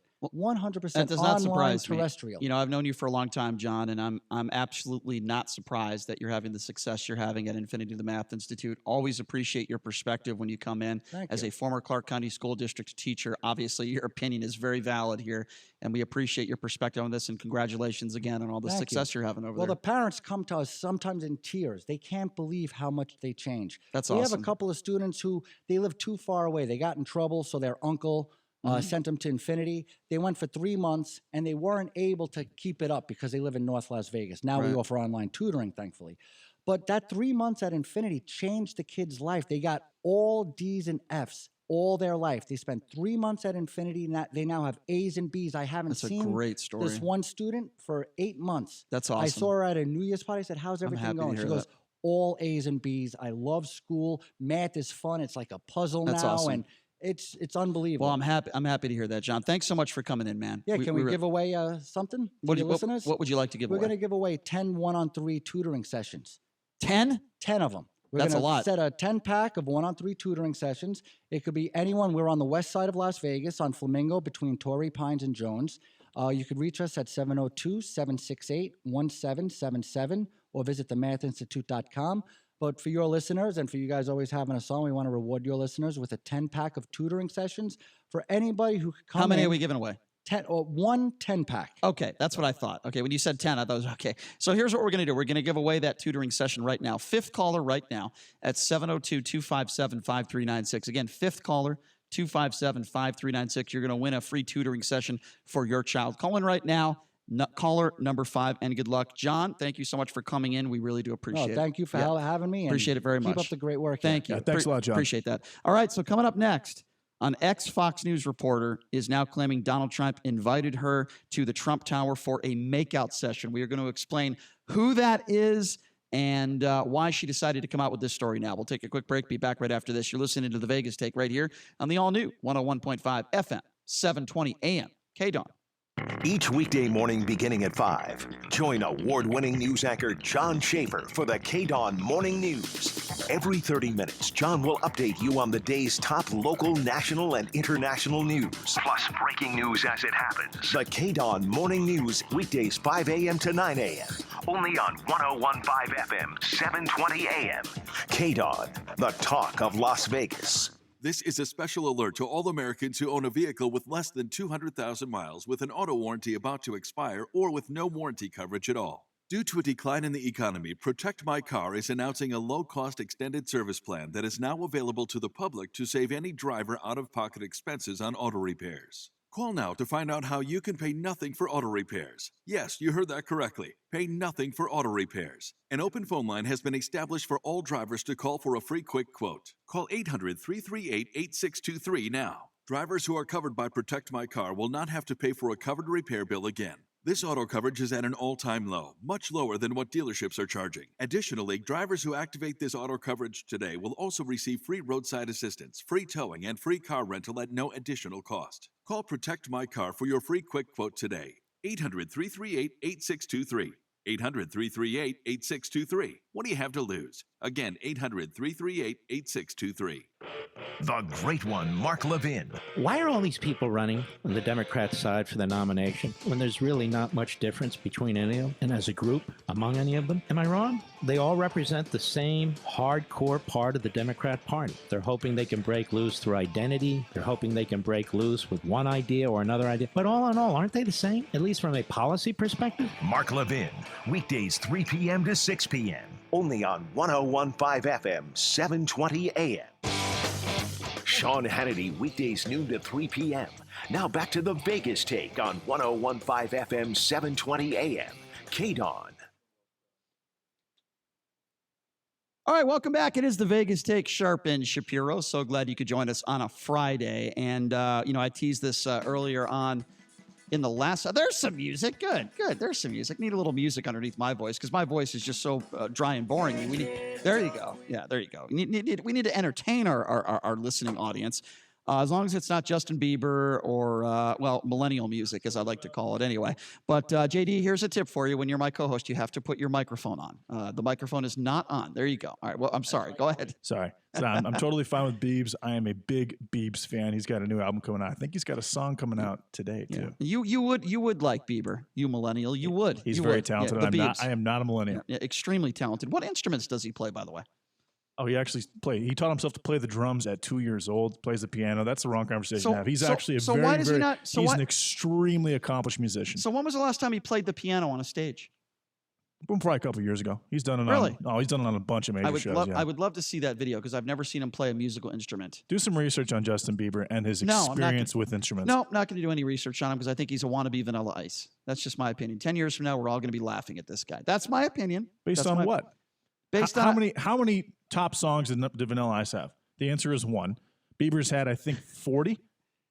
So because you have music that hits the top of the charts, would that make you a fantastic musician? He's released, Is that your 9 definition? albums? Vanilla Ice has released, and Vanilla Ice's top song was actually... We're a little off topic here, but... The background of it was taken from Queen. All right, we're a little off topic here, but would you say, I'll just throw Britney Spears, for example. She's one of the biggest chart toppers, I guess you could say, in pop culture or whatever for years. Would you say she's a fantastic musician? I would not. Okay, so it is possible. Yeah, of course. Then why are you bringing up all the hits that Justin Bieber had then? You just made my point for me. I did not make your point at all, Yes, Brian. you just did. I'm saying he's a fantastic musician because he actually plays instruments very well. Okay, but you just mentioned all the hits he has. And he's been successful for an extended period of time. So was Britney Spears. She was successful for a very extended period of time. 3 or 4 years, and she had 5 or 6 hits. What are you talking about? No, Vegas? Justin Bieber is significantly more talented than Britney Spears. Vegas, and again, I'm a big fan. The conversation ends there. You aren't because you don't like mainstream music. Vegas, and you're a bit of an underlying hipster, which is fine. Vegas just but you just said something that's not factually accurate. You're a bit of an aging hipster, which is totally okay. I got no problem with that. An aging hipster. Okay, first of all, Britney Spears was just getting paid $350. Hold on, Britney Spears. You just said she was famous for she was popular for 3 or 4 years.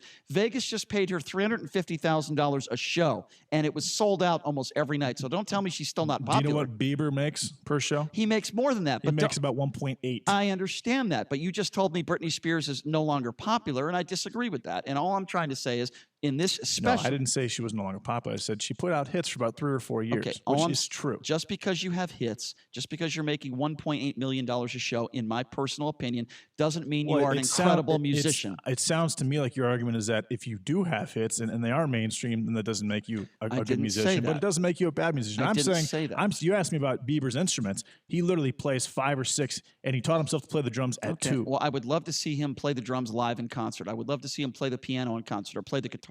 I would love to see him do a show where he's actually playing musical instruments. You know how he was discovered? He was playing his guitar in Canada on the street outside of his church at 11 years old. I'll tell you what makes me want to vomit. It makes me want to vomit the fact that we've talking about Justin Bieber for 5 minutes. I want 5 minutes of my life back, okay? Okay, the Bieb sucks, okay? Let's end the conversation there. He sucks. He's a spoiled little brat. I can't stand him. He's a little rat, okay? That's how I feel about Justin Bieber. Are you okay with that, millennial? I'm not okay because you are very, very mistaken, my friend. Yeah, you're right. Biebs is a great guy. He really respects people. And yeah, he you're doesn't, right. And he doesn't come from anything. He comes from very, very humble from very, very humble beginnings. I never. What are we talking about? Donald Trump? I never talked about that. Little brat. He is. Based on what? Because he's been successful. Because since he was 10, 11, 12 years old, he's had 80 handlers doing things for him. That's why. I think that you wish that you were a pop star, and since you aren't, you're taking out your anger on those who are. And that's fine. I'm totally down with rejection, Brian. But I don't know if our audience is. My jealousy of all the hot women that Justin Bieber has is absolutely true. But I am not jealous of his abilities or talents because I don't think he has much talent. That's just my opinion. And I would say the same thing about J-Lo. I would say the same thing about Britney Spears. I would say the same thing about the Kardashians. Many people in society that are extremely famous and very successful, it doesn't necessarily mean they are talented, okay? Paris Hilton gets paid 6 figures just to show up to a nightclub. Is she a fantastic DJ? No. She put out a sex tape, and her parents are the Hiltons. That's why. End of conversation! All right, we're moving on now. We're going to move on now. All right, fine. That's like a 3-hour segment any other day. I'm ready to roll. So, ex-Fox News reporter Courtney Friel, she's a pretty hot reporter, by the way. She's very attractive. She's claiming Donald Trump invited her to the Trump Tower to make out and kiss. She sometimes worked as a fill-in host on Trump's beloved Fox and Friends. Basically, it should be called Trump and Friends. It detailed the alleged proposition in her upcoming memoir. That's right. She just got out a book, so she's trying to make money. That's what she is trying to do. She's trying to make money. But again, it's another attractive blonde woman that Trump seems to go after. I don't know if he confronted her and said, "Can I grab you by the P word?" I don't know if that was his, maybe that's his line to lure women in. I don't know. So what's the timeline on this? Apparently this happened years ago. And, she has a new book that just came out. And she is saying that, Trump basically said that she's the hottest one at Fox News. He said that on record before. But by the way, this is the same guy who brags about his daughter's looks. Have you said that Ocasio-Cortez is the hottest woman in politics, Brian? Is it okay to Yeah, but classify women by, yeah, by the level of their attractiveness? Yes, but if I went up to Ocasio-Cortez, I would never ask her to make out in one of my hotel rooms. I wouldn't do that. I also wouldn't claim grab them by the P word. I also wouldn't attack a woman based on her looks on social media if I was going up against a radio host. I wouldn't take that radio host and take a picture of his girlfriend or wife and say, look at my girlfriend and look at your girlfriend. You know why? Because I might not always be a great person, but I'm a better person than Donald Trump. I might be a jerk, but I am a better human being than Donald Trump, and I can tell you that right now. Are there text messages, any type of communication to corroborate this claim, Brian? I don't have all those specifics. Or is she just trying to sell a book? But based on Donald Trump's track record, you're probably right. This probably didn't happen. I understand. Yeah, I understand. And the same, based on Trump's track record, I'm sure this didn't happen. And the same logic applies with Qasem Soleimani. Yeah. I would not be surprised if this we're did gonna, happen. So we're gonna compare terrorism until there's actual evidence. I'm not going to assume that it did happen. Like I said, you're right, because normal men have unprotected sex with porn stars right after their wife has a child, and normal human beings absolutely talk like that. That's locker room talk. Grab them by the P word. Normal men have several different wives and cheat on their wives constantly. I mean, you're right. I mean, Donald Trump has a very great track record of treating women with respect. So I completely agree with you. He sounds like a great stand-up guy. I would certainly, if I had a daughter, I would certainly want him to hang out with her because he definitely sounds like a stand-up guy. And I'm sure it is well out of the realm of possibility that he tried to hit on a Fox News anchor. I'm sure that is totally out there. If you had a daughter, would you be cool with her hanging out with his daughter, Ivanka Trump? Only if I could date his daughter. If I think that there was a chance for me to get a date with Ivanka Trump, you don't think I would. Ivanka Trump is a good role model for women? Let me tell you something. I am a smarter Jew than Jared Kushner. Okay, I will say that. Okay, I am smarter than Jared Kushner. He is a moron. He's a billionaire now. Yeah, because of his daddy. That's why. And many of his business ventures went down the toilet. He's not responsible for any of that money. Or because he married Ivanka Trump, which was probably a good business decision. Or maybe because his father paid for him to go to Harvard. All right, we got to take a break. When we come back, we are going to be joined by, her name is Sabrina Riddle, and one of her friends from the Women of Cannabis. We'll talk about that when we come back. You're listening to The Vegas Take. The only FM news talk station in the Valley. 101.5 FM, 720 AM, KDWN Las Vegas, a Beasley Media Group station. U.S. airstrike. 3,000 more American soldiers are being sent to the Middle East after a U.S. drone strike killed Iran's top military commander. Correspondent Ryan Brown reports the move as a precaution after Iran threatened the U.S. with vengeance. These troops, they will be drawn from the 82nd Airborne Division. They had already been placed on alert, kind of a prepare to deploy status, standby status earlier during the crisis around the American embassy. Israel is on high alert. Correspondent Oren Lieberman with the response from Prime Minister Benjamin Netanyahu. Most statements have sounded much like this one from Netanyahu, where he said, just as Israel has the right of self-defense, the United States has exactly the same right. Qasem Soleimani is responsible for the death of American citizens and many other innocent people. He was planning more such attacks. President Trump deserves all the credit for acting swiftly, forcefully, and decisively. The price of oil is rising as tensions grow in the Middle East. Crude is up more than 2% to $63 a barrel. I'm Ann Cates. Senate Majority Leader Mitch McConnell has opened the first session of the new year talking about impeachment. Correspondent Linda Kenyon. Senator McConnell says if the House was so determined to proceed to a Senate impeachment trial, why is it delaying by holding back the articles of impeachment? The same people who just spent weeks screaming that impeachment was so serious and so urgent that it couldn't wait for due process now decided it could wait indefinitely while they checked the political winds and look for some new talking points. Democrats have been seeking assurances that the Senate will conduct a fair trial, complete with witnesses and the release of relevant documents that were previously withheld. A federal judge has granted a request by a Rudy Giuliani associate indicted on campaign finance charges to turn over documents to Congress as part of the impeachment proceeding. The attorney for Lev Parnas says the information will be given to the House Intelligence Committee. On Wall Street, the Dow Jones Industrial Average down 200 points, the NASDAQ off 50. I'm Ann Cates. It's time to check the roads in the KDON Traffic Center. This report, sponsored by Lowe's. An accident reported Flamingo at Jones Boulevard is a hit-and-run accident investigation. Watch for police presence in the area.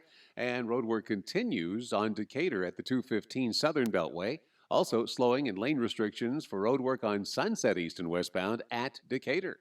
No delays to report on the 95 east side or west side into downtown. Pros do it right by shopping at Lowe's to save on the supplies they need most from the brands they trust to get the job done.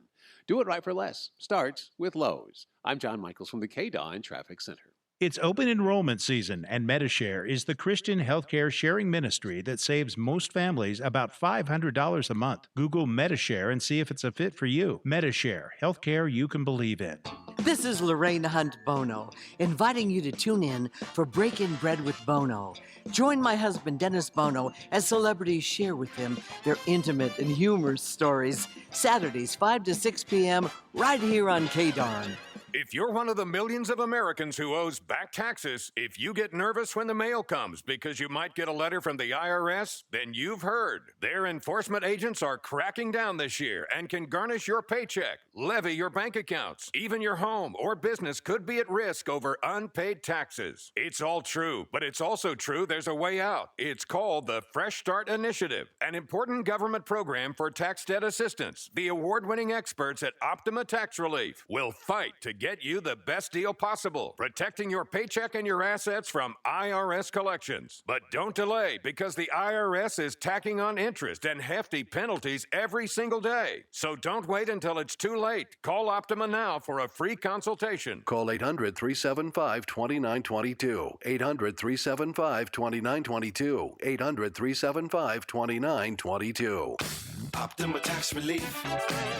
Some restrictions apply. For complete details, please visit OptimaTaxRelief.com. Travis Scribner, managing partner of Westpac Wealth Partners, interviews some of the most successful business owners for insight into what makes both them and their business run. Tune in every Saturday morning at 8 a.m. on 101.5 FM, 720 a.m. KDAWN, or podcasts on iTunes. I'm Jim Snyder. And I'm Marie Mortera. We want to thank you for making News 3 your #1 choice for news. Every weeknight at 11, you can count on us to have the big story of the day. Plus breaking news that matters to you. Jim Snyder and Marie Mortera. News 3 live at 11. Las Vegas Divas Day Out is back. The largest women's expo returns January 25th at the Galleria at Sunset. Dozens of vendors with samples and sales of hundreds of all things favorite to women. Want to be a vendor? Go to divasdayout.com for more information. Vendor space is limited.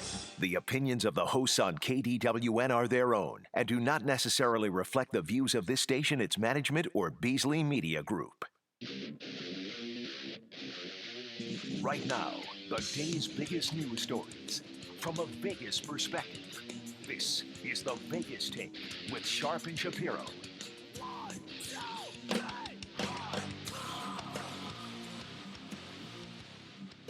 All right, welcome back. It is the Vegas Take, Sharp and Shapiro. Glad you could join us. By the way, breaking news. We did talk about this in hour number 1, and I do want to mention this. It has just been announced that roughly 3,000 additional soldiers have now been deployed into Iran. I told you that this is going to put soldiers in harm's way. I told you that innocent soldiers could lose their life. I hope I'm wrong on that, but when you send 3,000 soldiers out there, certainly that is troublesome news. But anyway, we will get to that coming up tomorrow in the show. But we have a couple very special guests in studio with us right now. They are known as the Women of Cannabis. I like that, by the way. Sierra Riddle in studio, along with Annie Epley. They're going to talk to us a little bit about cannabis and their stories, particularly Sierra's story, which we're going to get to in a second, is really incredible. Ladies, thank you so much for being here. How are you? Oh, thank you guys so much for having us. We are doing fantastic today and really excited to be here and, share with you guys and your listeners about the Women of Cannabis and all the amazing things we're doing. Yes, and I want to get to that quickly. I just want to give my opinion on this as a whole. We serve alcohol. We know how many DUIs are on the roads. We just lost 3 innocent people at Desert Inn in Durango, horrible car accident. Don't know if that was a DUI, but we see DUI crashes all the time. Nobody seems to talk about the dangers of alcohol. Not too many times do I hear someone that's high out of their mind that kills a bunch of people on the road. I think marijuana does far more good than bad. Let me be very clear on that.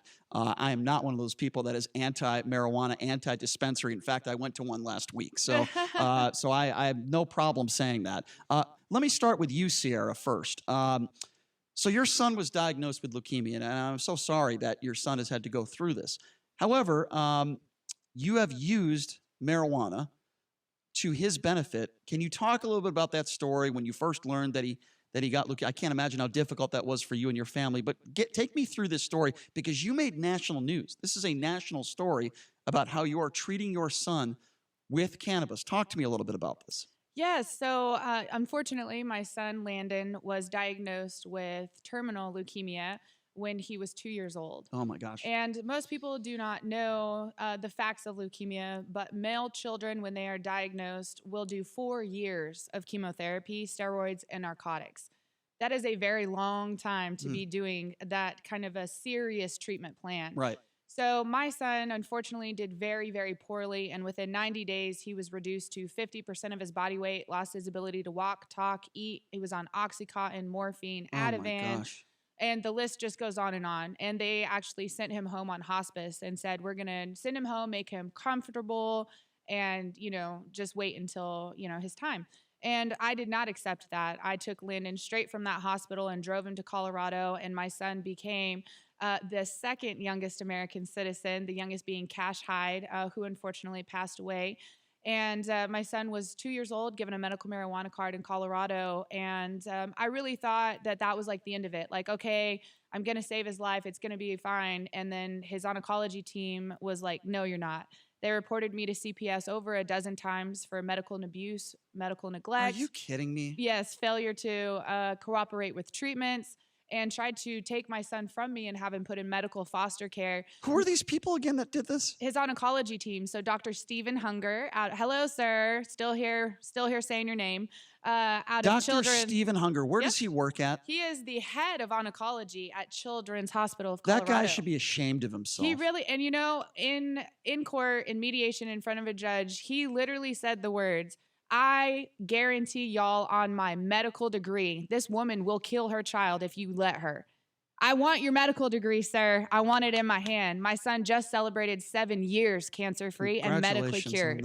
He's 9.5 years old now. What a dumb bastard. I have no problem saying that. What a buffoon. No qualms trying to kill my child. Some of these doctors, they have the biggest egos in the world, and they let that get in the way of their decision-making, even if they might be wrong. And for this guy to go to those extremes, you have a son, a 2-year-old son at the time, that not leukemia, good chance he doesn't survive it. You're trying to do, as a mother, you love him, and you have, I would imagine, no history of harming children. You're trying to do what you think is best. When has marijuana killed somebody?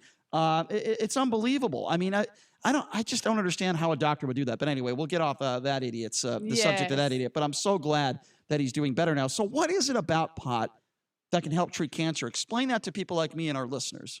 So there is actually a very, very huge amount of scientific evidence out there now coming from every country but this one, showing the medicinal value of cannabis towards all different types of cancers. We are the only country not doing it. But at the same time, our government owns the only patent on marijuana as a neuroprotectant. So they know that it's a healing plant, and Marinol is a synthetic THC that is a pharmaceutical that is only given to late-stage cancer patients and AIDS patients. Why is that? Y'all are telling us it's illegal and we can't use it, but you're prescribing it if it's made by your people. Makes no sense. Makes no sense. So what cannabis does is it causes apoptosis in the cancer cells. That's the first thing. It tells those cancer cells, you're not supposed to be here. You need to commit suicide and die.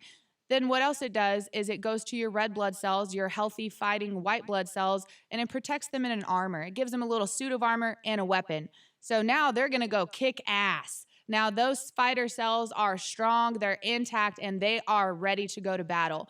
When we give people chemotherapy, it does not differentiate from any cell. It kills everything, literally every single thing. And that's why they turn into that little creature off the Lord of the Rings. You know, they're like, oh, my precious. Like they lose all skin color, all transparency. Why is it that not many doctors are talking about this stuff? Well, so now they are. I actually speak at about anywhere from 5 to a dozen, not marijuana, medical conferences per year. I'm unfortunately considered an expert in pediatric cannabis therapy as well as CBD.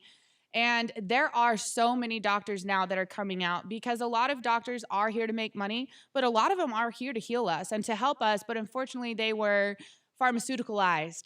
They were taught that this is the only path to healing and left out diet, nutrition, massage, even yoga. I mean, getting a good night's sleep. You know what's interesting too is the fact that there are so many kids. We just did this in the last segment. So many kids that are misbehaving in the school system. I mean, I'm not trying to make light of this situation and the hell that your son has had to go through, but isn't it true that it could actually help kids in their moods and relax them a little bit? So I actually own one of the longest standing CBD product lines, and I started it in 2014 for my son Landon. It's called Landon's Health Hut. And I started it for a multitude of reasons. One of them was I was charged a very high dollar amount for my son's medicine. And two, I was consistently being ripped off. So they would sell me something that said, oh, this is 5,000 milligrams of CBD. I didn't see any benefit, and I went and had it tested, and it had 5. So when people are trying to find this information or find the actual education, it's been convoluted because so many people have come on board now to say like, oh, here's the new and improved CBD water. It'll cure your cancer. And not realizing that curing cancer is mind, body, and soul. You have to change your lifestyle. You have to change your diet. And all of these children that are, so misbehaved, I guarantee you I could walk into their house and tell you why. Are they eating Fruity Pebbles before school? Right. Are they drinking Kool-Aid and sodas? That sounds like my diet, actually. Yeah, and people wonder, I think the last time I looked it up, I actually did a talk about this at one of my conferences. There's more than 6 million children that have a pharmaceutical prescription for some type of mood enhancer or dehibitor, right? So either they need to be up or they need to be down. Sure. I have helped more than 100 children get off of Ritalin and Adderall, and they are now living a better, more productive home and family life than they ever were on those pills. Wow. So do you think there was a correlation with sugar intake and cancer? Yes, absolutely. So we all went to 4th grade biology, right? So we all learned that all cells, any and every cell feeds off of what? Glucose, sugar. That is what they need to survive. Carbs in our body turn into sugar. Almost everything does. And so to be able to feed the fastest growing mutated cell, why would you want to give it sugar? Why? And why are we giving our children such mass amounts of sugar every day? So, our food pyramid is completely screwed. We have been conditioned to be sick.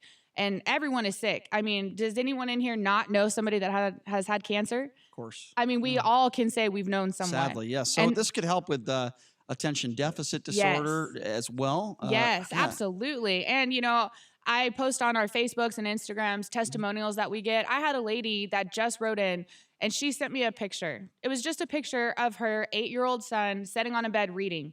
And she said this has never happened in his whole life.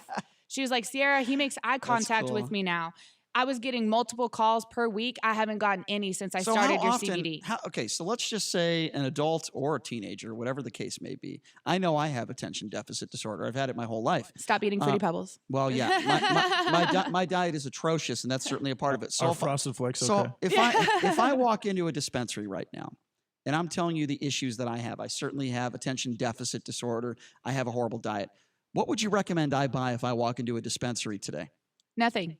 So most dispensary products are not made for medical reasons. They are made for recreational reasons. Like, oh, you want to have a good time. So there's really nothing in there that could help No. Me. And we've actually seen over so many years, which honestly, you guys should do it here. I'm giving you an idea. So in Colorado, a radio station actually did this. They sent one of their people to 10 different dispensaries and bought products, the same product from each one, and had them all tested. None of them tested the same. None of them. They all tested way under what they were supposed to have in it and everything else. So if I give you a product and I tell you this is X amount of whatever, B12, vitamin C, whatever, and it's not only am I lying to you, I am literally mislabeling that product, and now I'm making a bad name for B12 or vitamin C because I didn't give you enough to even be your full dose for a day. No one's ever told me that before. That is interesting. So let me ask you this question. My concern about marijuana is this. I don't like to smoke. And when I have in the past, I cough a lot. We all know that smoking, whether nicotine or marijuana, it's not good for your lungs. So what do you recommend then? So I make about 25 different products in my line. Only one of them is smokable. So obviously my 2-year-old was not rolling up with Wiz Khalifa and smoking joints. I'm glad to hear that. So yeah, so we do. Now I will say I did teach my son to vaporize cannabis because he developed chemotherapy-induced chronic nausea and vomiting. He would vomit 25 to 50 times per day, every day.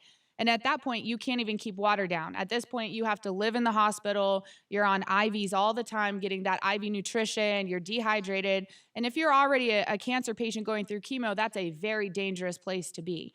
And so making sure, that we're giving the right amounts of anything. If you drink too much water, you can get sick. So giving the right amounts of things and in the right intake. So if I'm dehydrated, should I drink a glass of water or go lay in a bathtub and hope that it absorbs?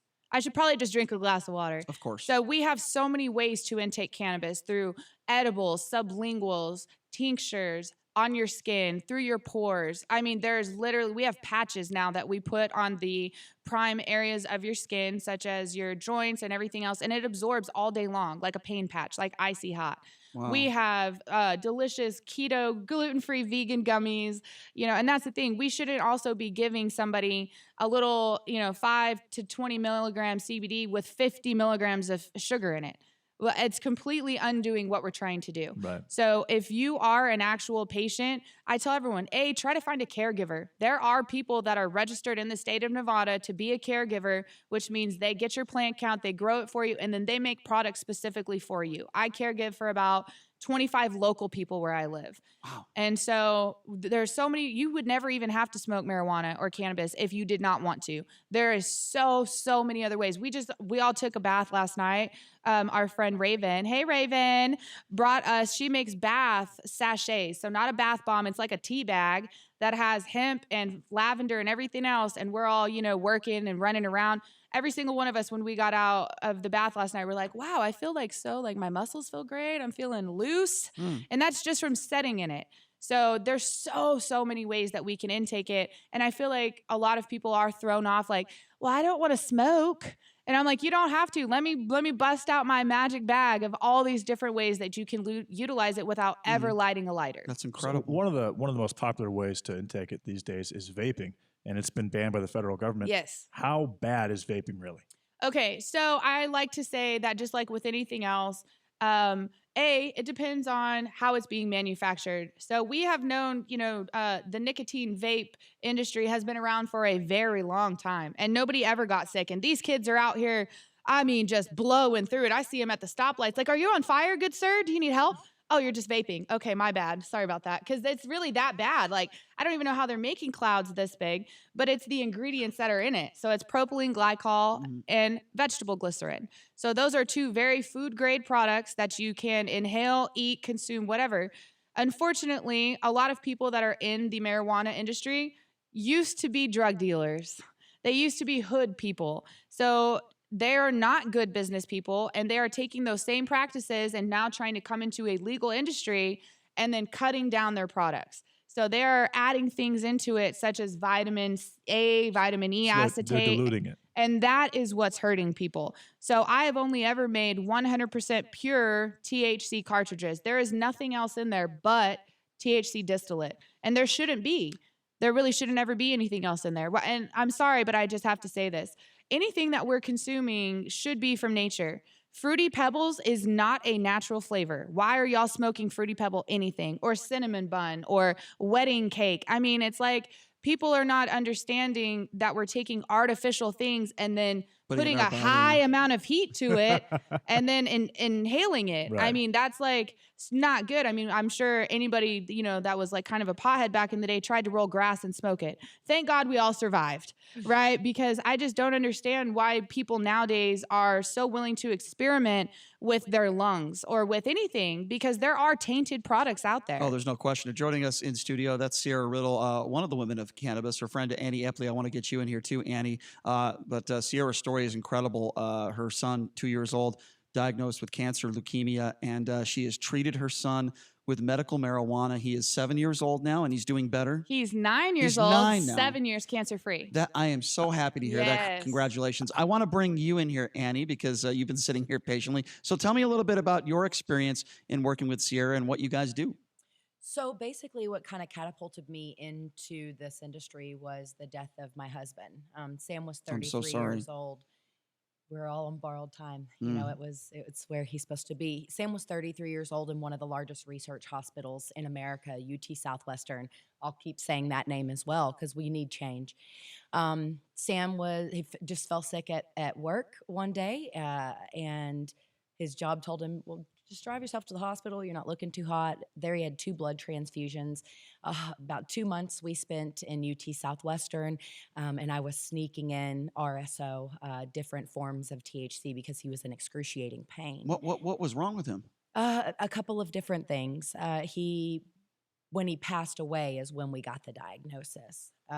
He had a severe blood clot in his bile duct. Oh my God. That created varices. So there was blood trying to get to his heart and it couldn't get there. So it was creating varicose veins internally. And so what happened and that can cause infections and all that stuff. You'll die internally if they can't find what varice is. And that's so young, that's got to be rare. Yes, extremely. This is the biggest thing. He's in UT Southwestern, of course. And he was 33? 33. I drove an hour and a half. I passed probably about 15 hospitals to get to the largest research. Awful. When I saw that there was something. So you snuck in wrong. marijuana into the hospital to try to help him. I did. And did it make him feel better? Absolutely. That's good. Absolutely. But there's so many things. So I speak at all different Texas Hemp Convention. I'll be covering sobriety with cannabis. And basically, he comes from the AA world. So then being in the hospital and morphine and Dilaudid and all this, it's like, well, wait, let me see if I can bear the pain. Right. And so, he was utilizing that at home and not telling his AA buddies because he was in so much pain and not telling me. So when he wound up in the hospital, I can't say I blame him. Yeah, me neither. It's awful. He's trying to get better. Right. You know, it's horrible. So he's in the hospital. He's got about 12 doctors. They're all in the room, and they're like, "We've been there for a little bit over 2 months," and they're saying to us, "We don't know. We don't know what it is." All his blood work looks great, but his stomach was like feeling up with water. He had to have an emergency splendectomy. They did an exploratory surgery 5 days after he was admitted, and they built a shunt, flight in this.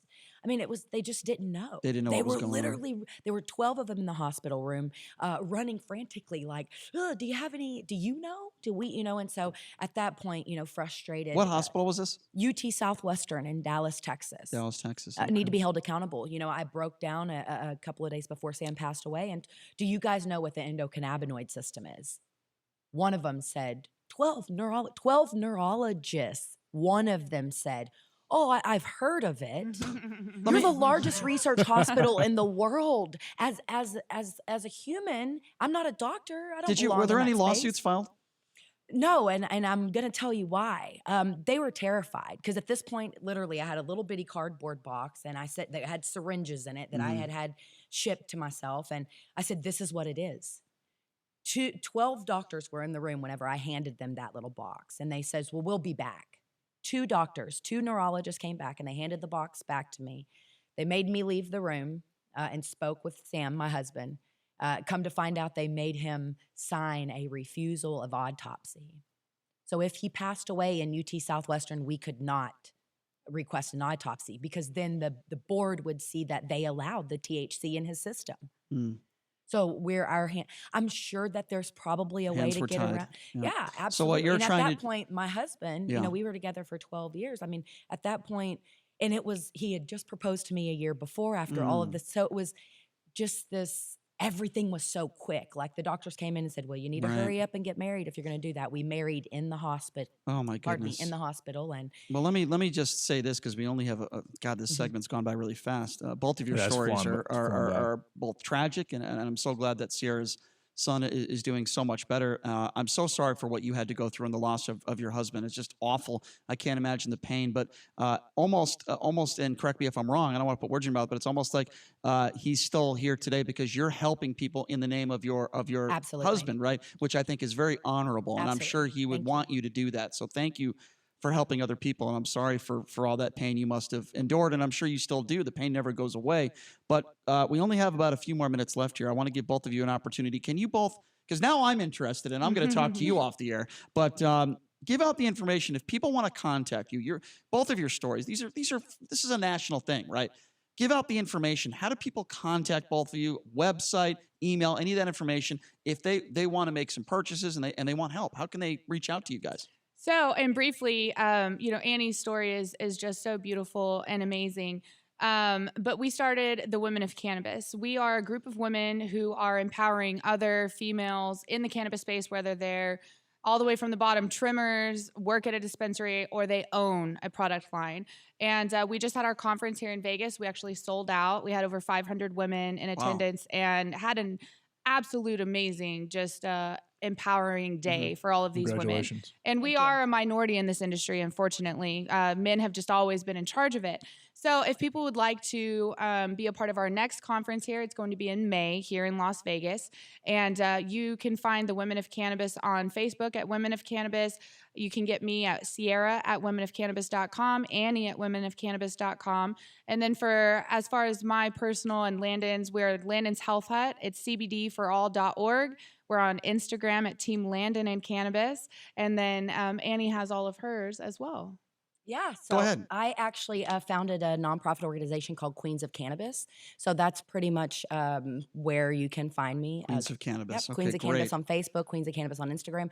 But then Women of Cannabis, we have two other partners that own the company with us, Parissa Rad and Danny Gardner. And so you can find all of us at Women of Cannabis. We just bought the domain today because there were some that's awesome. hiccups occurring. So we'll do our regionals in 4 states coming up in May all together, and then our national again here in Vegas in December. Sierra, Annie, thank you so much, both of you, for sharing your stories with our listeners. We really do appreciate it, and we would gladly have you on again to promote your event in May. So thank you. Oh, well, thank you. Yeah, we know it's Gladly. not. It is getting to be more of a popular subject, but it's still not out there. So we We'll have appreciate you back y'all. in. Thank you so much. Thank you so Really much. enjoyed it. Thank you. Segment goes by fast. Take a quick break. Be back right after this. Select Quote agent with a true story that could save you hundreds of dollars a year. A woman named Linda just called. Her husband, Ray, has a $300,000 group life insurance policy, but is changing jobs and can't take it with him. Well, I shopped the many highly rated term life insurance companies we represent and found Ray, who is 41 and takes medication to control his cholesterol, a 10-year, $500,000 policy for under $27 a month. That's almost twice the coverage for less than half of what he had paid. If SelectQuote hasn't shopped for your life insurance, you're probably paying too much.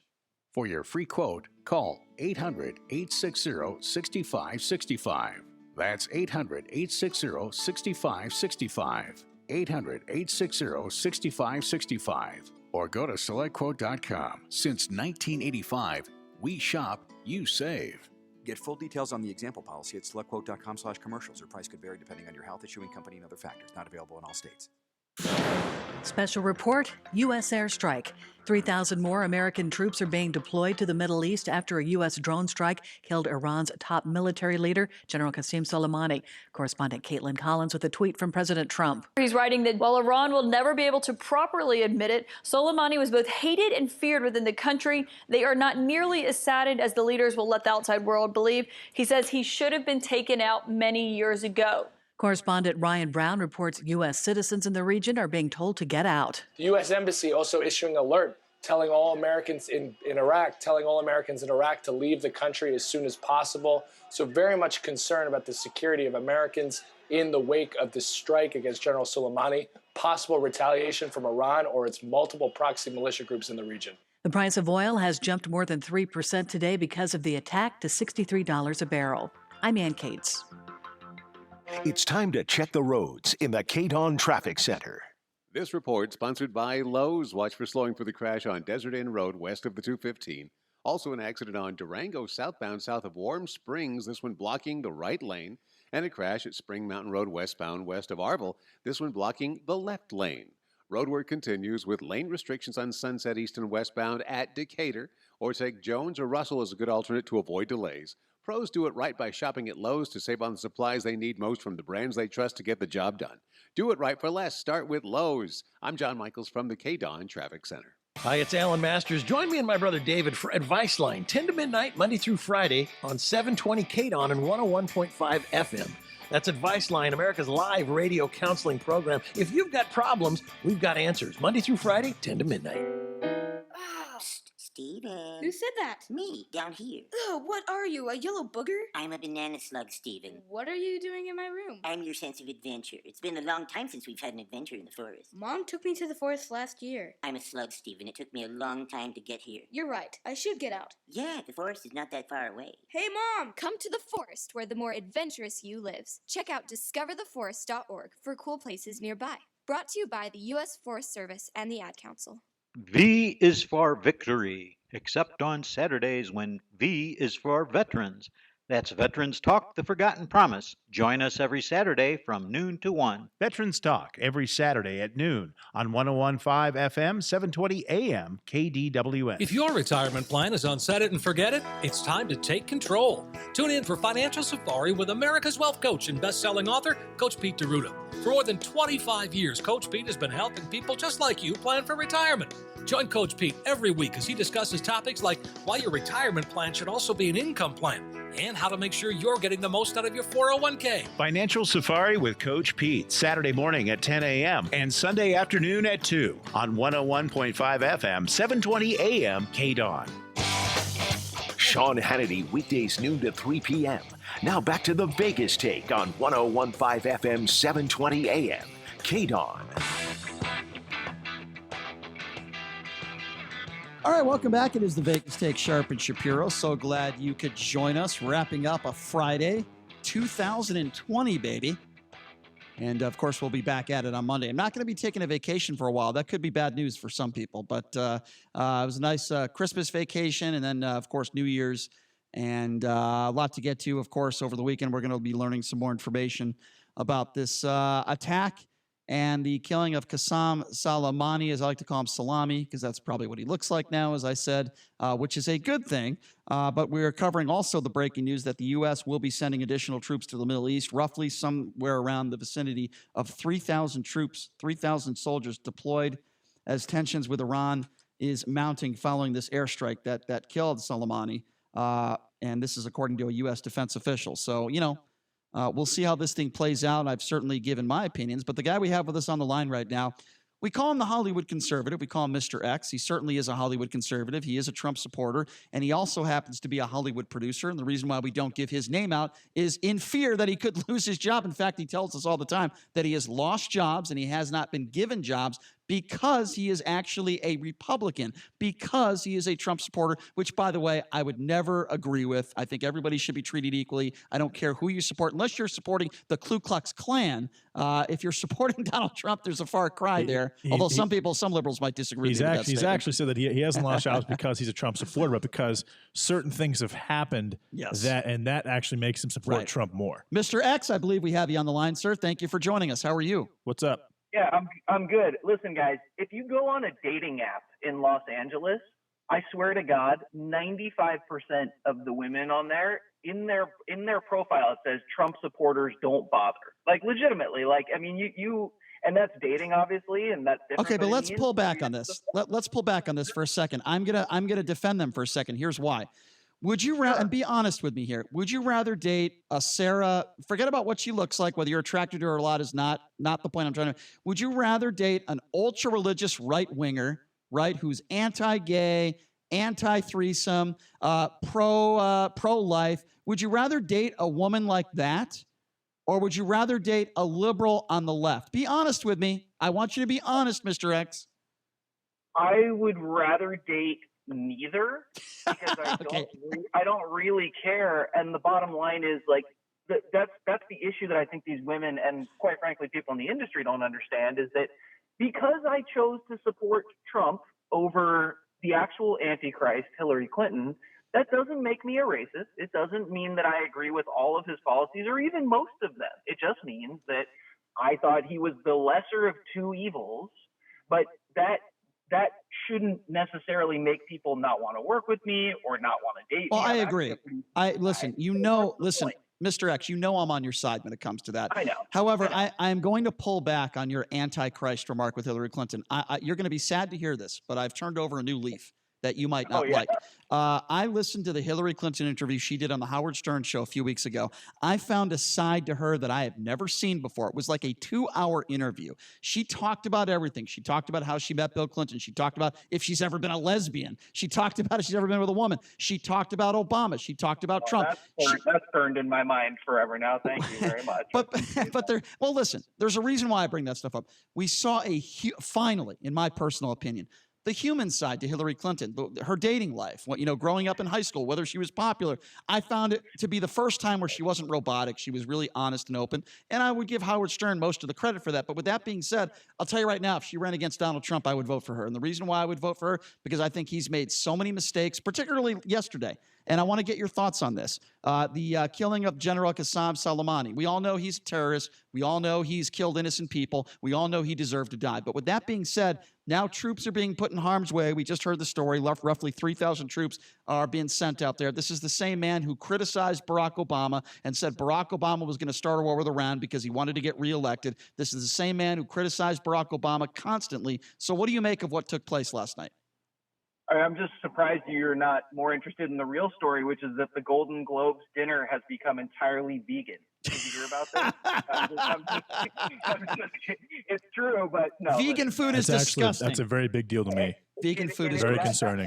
I didn't even know there was anything happening with all this. No, listen, I'll be perfect. I'll be honest with you. Agree with you 100%.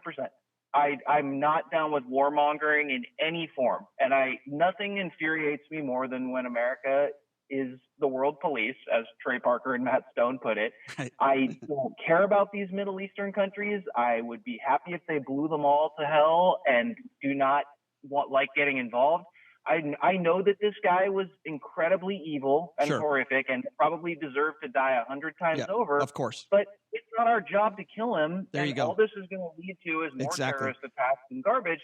Yep. And quite frankly, too, like, just to go on a slight tangent, like, you guys remember the movie Zero Dark 30? Yes, I do. It was a fine movie, but I came out of that movie going, why did we waste so much money and so many resources and so many lives trying to kill this old man? I don't care. Like, see, I agree, Mr. X. Mr. X. Eye for an eye. It's not like, I agree. I read a quote today where it was like, "There's been justice for the lives of the people that he's killed." No, there's not. Like, there's not. That's not justice. No, I mean, listen, we do agree on some things, and I think we are 100% in agreement when it comes to this. So let me ask you this. I want to read a tweet of a man that comes on our show a lot. I'm sure you don't always agree with him. That would be Michael Avenatti. But I want to read this tweet because I think it's important, and I want to get your reaction to it. Michael Avenatti. One of my movies, but yeah, go ahead. Michael Avenatti said, "I'm not buying that General Soleimani was plotting to kill thousands of Americans, and that's why he was killed. I believe it's completely fabricated, just like the weapons of mass destruction in Iraq. This administration lies at every turn about everything. Why should we believe them now?" What do you say to that? I don't look. I can't speak to that honestly, because if there's an actual, piece of intelligence that is material, unlike what the Democrats have tried to find with regard to the impeachment, a bunch of hearsay and nonsense. But if there was actual physical evidence of something where they intercepted a communication or something where there was an active plot going on with this guy leading it to do, some kind of attack on Americans, okay. I don't get the feeling that was the case because the way that this went down and the fact that it didn't go to Congress or anything like that, to me, this just feels kind of like,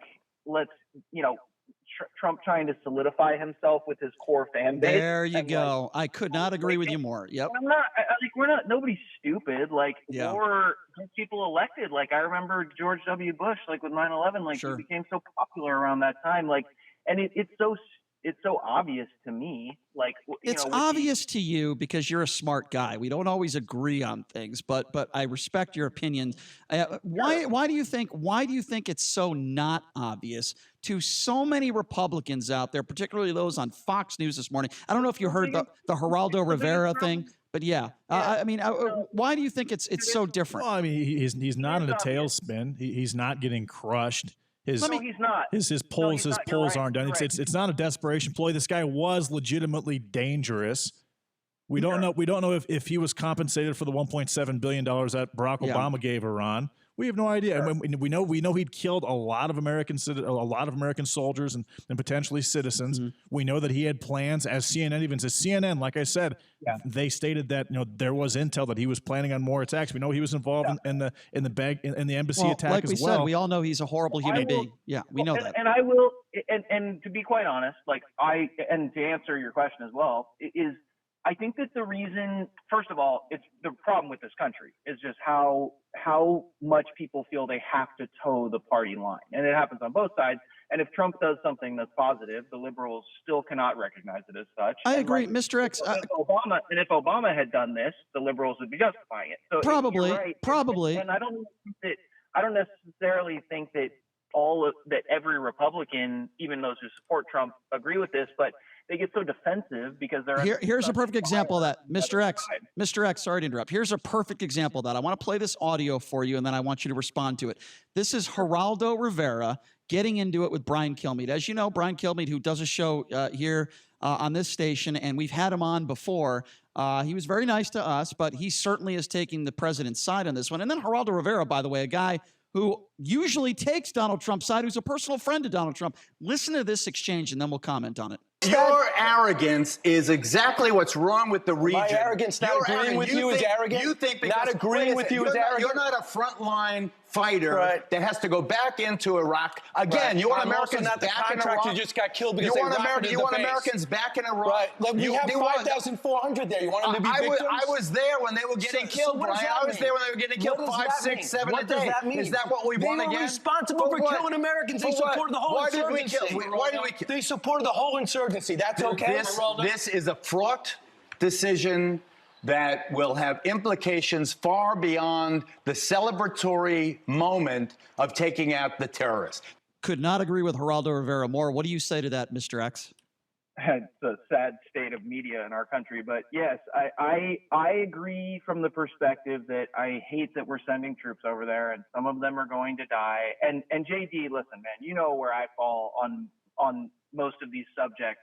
And you're right that this guy was a total monster and that he deserved to die. But the problem is there's so many like that in other countries. Mm-hmm. And if we start, just putting ourselves in, like, I don't want a single American soldier to die. I would rather these guys. I said that earlier today. And blow each other to hell. I don't care. Like, that's their own. Like, I'm such an isolationist when it comes to this type of thing. And so, now, with that said, like, I will at least reserve some judgment, and I'm not going to be a liberal and be like, Trump's evil. And like, maybe he did have actual intelligence that there was an impending attack. And I think he did. That. The issue, okay, and if he did, here's my issue with that, though. Does this stop that now? Like, does this guy not have? Of course not. The same thing. So that was my thing as well about, like, Zero Dark 30. I brought up that example, was like us torturing all these people to get intelligence, like. Is this going to make them like us more? Is this going to make them less likely? Exactly. That's the point I made earlier. I don't want one person to die because of this either, but people die in wars, and when you join the military, you assume the risk. You get the extra benefits. You get and again, my brother he's actually relatively highly ranked in the military. He's in the Army. He was just moved from Benning to Fort Lewis, Washington. But when you join the military, you put yourself in that position, and there are safeguards to protect you and your family after the fact if something, God forbid, does happen to you. So what do you say? So what about what about all the men and women that lost their lives in the Iraq War, an ill-advised war that was on at the minimum faulty intelligence? I have some conspiracy theories on why that war started. Do you just say to the families, well, assume the risk? No, I think you have to. It has to be a last resort. And Mr. X. I'm just saying when you join the military, you assume the risk. Well, you can say the same thing about a police officer. I mean, the risk is significantly higher in the military, especially if you are deployed. Listen, I assume the risk when I go on when I go on the radio every day. I assume people are going to threaten me and call me names all the time. But I mean, there should be a reason for it. But you aren't going to lose your life over that. That's debatable. My entire extended family are military. My grandfather was a colonel, very high standing in World War II. I have a very big military family. Listen, if the country was invading us, or if there was an Adolf Hitler type situation, yeah, that's different. I would join the military. Yeah, that's different. Like, I would defend our country if Absolutely. they came here. Like, I remember after 9/11, I was so pissed off. I was like, I might join the army. But right. Here's the problem, though, is like when this country and this world have become so effed up that there are so many monetary motives that are behind these things that were even like as far back as Vietnam and things like that. Like these were not the simple days of World War II and World War I and the Civil War and like times. And there's no right war, but there is, like, you know, if a country are trying to invade us, or if there's a serious issue, you know, between us and another country and we have to go to war to resolve it, then fine. But like this type of thing, like this is just like us taking pot shots at each other over and over again, and it just leads to more violence and no real resolution. Like if this is really how we feel, then just go carpet bomb this country. Like if that's how, if we think that they are our enemy,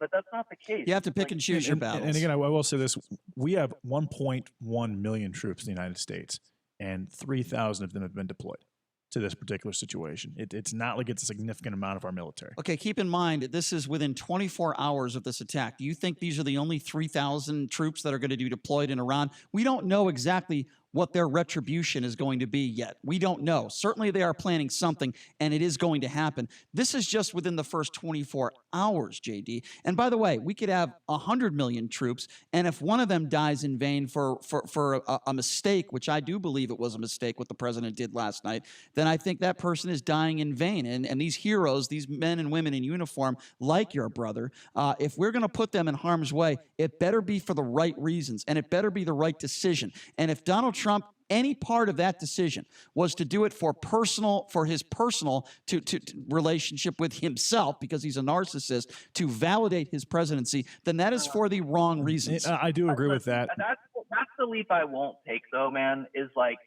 and it's the leap that so many liberals do. Well, I don't know if that's the case, though. That's the thing. Like, we assume they know what's in Trump's mind, what's in his heart, what intelligence he's getting. And so, like, it seems superficially, and we can talk about it, even to me, who does support Trump, that this was almost more of a PR stunt than anything. Like, you could be like, look, we killed this bad guy.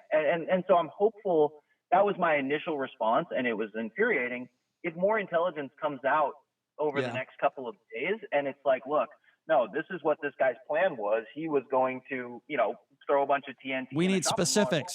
Mr. X, I was very clear on this. As long as they give us some specifics, and I'm talking about, you know, stop it with we can't declassify this stuff. If we're going to be sending troops over there in harm's way, I want specifics. And Mr. X, if they give us those specifics, and it's reasonable, they actually can't declassify this stuff, Brian. There's certain things there's so many different. Okay, let's put levels of red tape that they have to go through and paperwork. I mean, to declassify anything like that, especially to the general public, which happens to be 300 million people. JD, there's more than they can say as well. They were planning to attack Americans. We need more information than that, and that's all I'm going to say. All right, Mr. X, I want to move on to some. I guess you could say some subjects that are more light than war and death. Although maybe you would rather go to war than go to the Golden Globes. I don't know, and eat vegan food. But what do you expect? What do you expect from the Golden Globes besides horrible vegan food? I expect lots of patriotic speeches about our country and God. And no, I mean, it's going to be the typical thing where somebody's going to win, and a bunch of celebrities whose opinions I completely do not care about are going to say how awful our president is, and how we've got to make a change, and, you know, that the time's now, and we got to get out there and vote. And then, you know, I wish that they would address, you know, the litany of morons that are going to go up against Trump, but, you know, it's going to be political as always. And how? Come on, I want to hear Robert De Niro get up there and swear. Well, who's hosting it? Well, Ricky Gervais, which I love Ricky Gervais. He's funny. I do too. Yeah, he's very funny. He's fantastic, and I'm sure he will, you know, have lots of. But he doesn't strike me as like a pure communist, like a lot of, you know, Hollywood. He I agree. strikes me as a more intelligent guy who will probably poke fun at both sides. You know, I'm sure he'll have something to say about the vegan dinner that they're serving. Of course. I mean, look, man, I wish I could be a brain surgeon or a lawyer or something where I'm not surrounded by these disgusting leftists just constantly. But I was put on this world to make movies, and this is the industry that I'm in. And I also can respect things about a person, unlike them. Like if you go, oh, I'm a Sanders supporter, I don't just immediately condemn you in every way. Like I look at it more faceted, and if we have everybody on the left and right have core beliefs that they can definitely agree on if they would, at least try. And that's how I view it. It's like, You would hope so. Yeah, you would hope so. And Mr. X, what was your favorite movie? What do you think was the best movie in your opinion of 2019? You know what's crazy? So I thought it was going to be Joker, and it was close with Joker and Parasite, because those were two of my favorite movies. But then last week, I saw 1917. And if you guys haven't seen this yet, I mean, it is unbelievable. You have to see it in the theaters. It's the new Sam Mendes World War I film. And I mean, this thing is unbelievable. You guys saw Birdman, right? Of course. They did the I didn't like it. trick when they did. Well, fine, but you saw how they did it all as quote unquote like one shot. The entire movie was one shot. So 1917 is the same. So it's essentially two guys going behind German lines in World War I, and the entire movie is one long shot, and it is unbelievable, like phenomenal. It was my favorite film of the year. Yeah. All right. In a great year for movies. I mean, speaking, this year was like. Oh yeah, there were some great movies this year. I want to see the new Adam Sandler flick. By the way, I do want to see that movie. It's phenomenal. Yeah, I want to see it. Number 3 or 4. It is pulse pounding. I mean, it is like. I want to see it. Yeah, I might catch that. I might catch that this weekend. You got to, man. Although a couple of Vegas media folk are unhappy with the way that they portrayed gambling and accurately. Who gives a crap? There's some morons on side. Oh, there's not a sports book at the Mohegan Sun. Who gives a crap, you loser? You freaking loser. Who cares? Well, God. Also, Jason, you're right, because he does these crazy parlays. That's what he does. And he does these parlays where you could never get this action. It's like parlaying the opening tip with guys' stats. Like you couldn't put nearly as much money as he's putting on them, and B, like you're never going to win one of these. And C, I don't even think you can get those parlays. Idiots that say stuff like that on social media are the ones that are like, wait a second, he's supposed to be the last Zohan. Well, Well, anyway, I wanted to ask you this, Mr. X, and if you're just joining us, he is the Hollywood conservative, Mr. X, producer out there in Hollywood, who is a Donald Trump supporter. I want to ask you about Martin Scorsese, because I thought the last movie he directed was fantastic. Of course, we're talking about the gangster movie with Robert De Niro, Joe Pesci. I mean, it was Harvey Keitel. It was fantastic. The Irishman? The Irishman was really, really, really good. Do you think he's directed his last film, or do you think Scorsese's got a few more left in him? I mean, I would say yes, but then I look at Clint Eastwood, who's like 174 years old. Yeah, he's actually 212. I mean, Scorsese, I mean, why? Like, The Irishman's unbelievable. Great movie. He's in a zone, and Scorsese's, what, is he in his 70s, I assume? Mm-hmm. He's up there. I think he's 75. He's got a couple of films. I mean, directing's easy. Don't let anybody ever say that I said that. But I mean, you're surrounding yourself with good people. And just, at that level, when there's that much money, I think he will probably direct again, if I had to guess. I mean, this is definitely one of his sort of magnum opuses. I don't know if you can pluralize that, but I think he'll be back. I mean, and I hope so. I consider him one of the greatest American filmmakers that ever lived. So I hope so. So The Irishman was released, purely on Netflix, and it did quite well. I think it had 25 million, views in the first week or so. Do you think that's a sign of the future for movies? Absolutely. Unfortunately, although I do, and here's the thing: I saw Irishman in the theater, and I do. Yeah, so did I. I do think the movie theater experience is still an experience, and the box office, it wasn't like cataclysmic this year. I think there are always going to be people who want to go to the movies.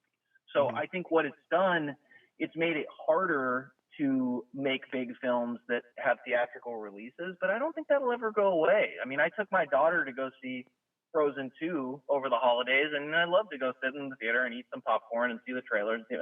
I don't think that'll go away, and it might change, and I do love being able to sit at home and watch a movie in my underwear, but there's also I do let the movie experience. I hope it will never go away. And it's getting better. The comfortable seats. They now serve alcohol at some of these movie theaters. Exactly. The food is improved. I love going to the movies. They have full beds in some. That's true. I've seen that. Once they make a rule that you can actually shoot someone for talking during a movie, like that becomes. Well, our producer would be the first person that would do that. They hand you a Nerf gun when you walk in. There actually was a news story in Philly like 10 years ago about a guy who shot a guy in the leg because he wouldn't stop talking during a movie. And I was like, Oh, boy. it's never right to shoot someone, but if ever there could be a justification for that. By the way, can I ask something real quick? Quickly, yep. You guys saw the video in Texas, the shooting? That kind of got lost over the The holidays. Texas church shooting. Yes, correct. Yes, I did. That was unbelievable, man. That really, I found that fascinating as far as from the gun control angle because Doesn't change doesn't change my opinions, and my opinions are I'm glad that there were people in there that were legally allowed to carry. I've never had a problem with that, but with that being said, we need to find out how that person got a gun. Was he mentally ill? Was he legally allowed? It doesn't change any of my opinions. And by the way, it didn't take an AR-15 to take that guy out too. So it doesn't change my opinions, Mr. X. But you do make a very, very valid point there. I'm glad that there were. We're on the same page. Yeah. I think that there's no measure of strictness that I'm not okay with. That was a very horribly composed sentence. Yeah. But what I mean to say is, like, I'm okay with pretty much any stringent number of background searches Of course. as far as who's in mental health evaluations. And I agree, there's no need for a private citizen to have a bunch of automatic weapons. But I know a lot of liberals out here are just like, ban guns. Well, Like any Mr. shooting, X, get rid of all the guns we all the are time. definitely in agreement today. A shocker, actually. No, but we agree a lot. Listen, I always appreciate it when you come on, Mr. X. Thank you so much for your Because time. we didn't talk about the impeachment. Yeah, that's why, true. but we'll talk about that next time. Yeah, we'll get to it. Yeah. I'm excited for that. All right, guys. Mr. X, thank you for your time, man. Always appreciate it. We'll catch up with you next week, okay? Yeah, thanks a lot, Mr. X. He is the Hollywood conservative, Mr. X. Wow, this has been, an entertaining show where we are always covering all the local news, national news. We covered the school issue with John Bruchhagen. Of course, we just had Sierra Riddle and Annie Epley in studio talking about the women of cannabis and how her son has been cured of cancer because of marijuana. And of course, we are going to cover throughout the weekend and into Monday, we are going to be talking about this General Qasem Soleimani and the repercussions. What does it mean for America? So we are going to take about a 48-hour break or so, and we are going to be back at you on Monday. Also, check out our website, which is new and improved, thevegastake.com. Everybody have a fantastic weekend. My thanks to Tate, who filled in, who did a great job on the board for us. Tate. And we will see you bright and early on Monday, folks. Back at it. Have a great weekend. Sean Hannity coming up next. My dog, Mojo, was half beagle and half coonhound. He ate everything in sight. He would swallow things whole, including